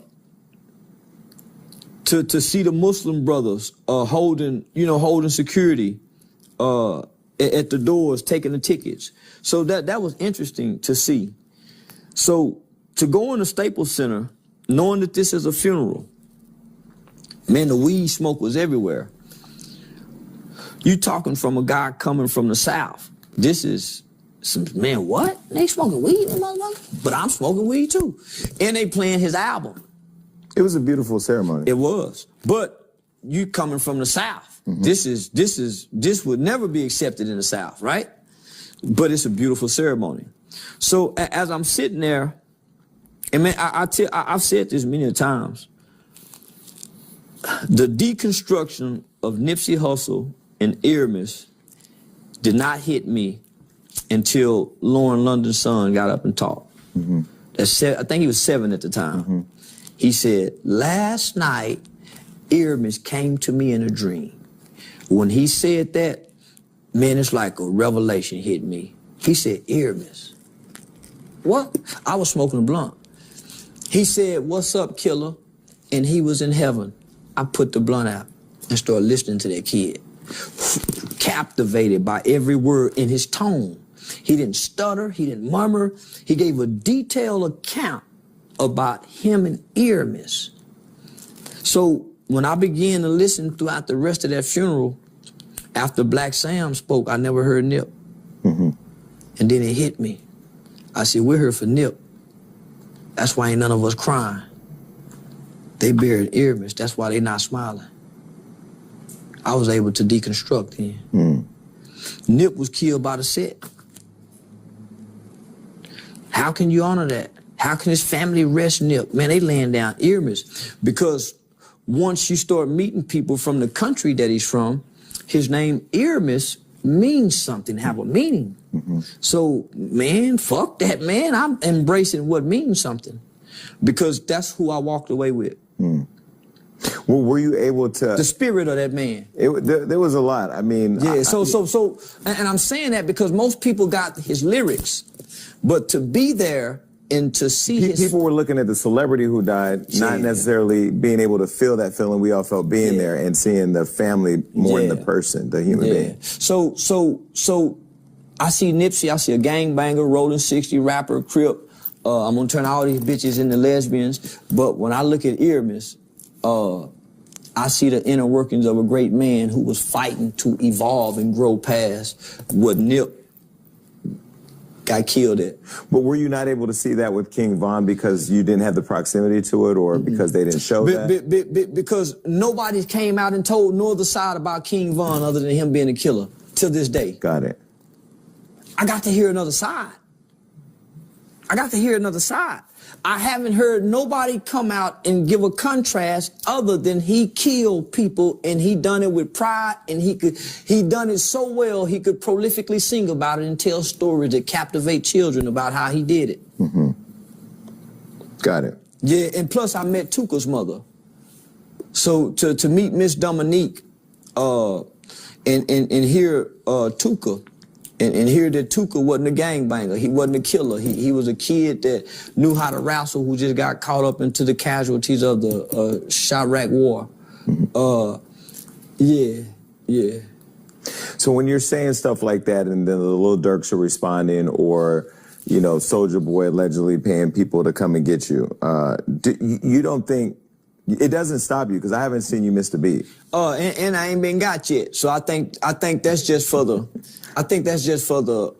Internet? That's just for the rap persona. Nobody have ever challenged rappers the way I openly in public challenge rappers. Nobody. Nobody consistently, nobody have openly challenged and disrespected gang members in the streets the way I've used my platform to do it. And you do it intentionally. Intentionally. And is that Charleston White, or is that the character? That's Charleston White. That's Charleston White therapy. So I don't hate you niggas. But because it's no different than the police officer who becomes a police officer, has no hate, has no racism, but at some point, because he works in this community and he sees these type of crimes, he developed this kind of sentiment toward this group of people. It's no different than the jailer or the correctional officer. Is it because you're watching these niggas profit off of storytelling and emulating a lifestyle that they don't live in real life? I'm watching the poor nigga babies emulate what these niggas is saying while they rich and not kill nobody, while the kids live it out. I was one of them. Not only that, the mothers bury the babies acting this out. So when we bury these babies, I buried a kid by the name of Nakiah Stevenson, 15 years old. He snuck his stepdaddy's gun to an 8th grade party. The 8th graders beefing with the 19-year-olds. So this 15-year-old trying to play tough, shoot the gun up in the air and get killed in front of his 12-year-old son, his brother, his 12-year-old brother. So they part of my hype program. So when it's time to bury this little nigga, homie, where you blood niggas at? Nigga, when we having a barbecue to try to fun, nigga, where you blood niggas at? But y'all got y'all finger, y'all want a plate though. So when the old woman house, the 93-year-old woman house got shot up on Hattie Street, when the gang banging Hoover niggas was looking for a nigga named Big Pun, they know Big Pun mama stay there. Nigga catch Big Pun in the street, but they shot up the 93-year-old woman house next door. Nigga, we reached out the gang, so that's where man, I hate you bitch ass nigga, cause when the white man do something, y'all don't buck him. When y'all go to jail, you niggas don't kill each other in jail. Y'all start being friends so y'all can stick together to go against the Mexicans. So why out here?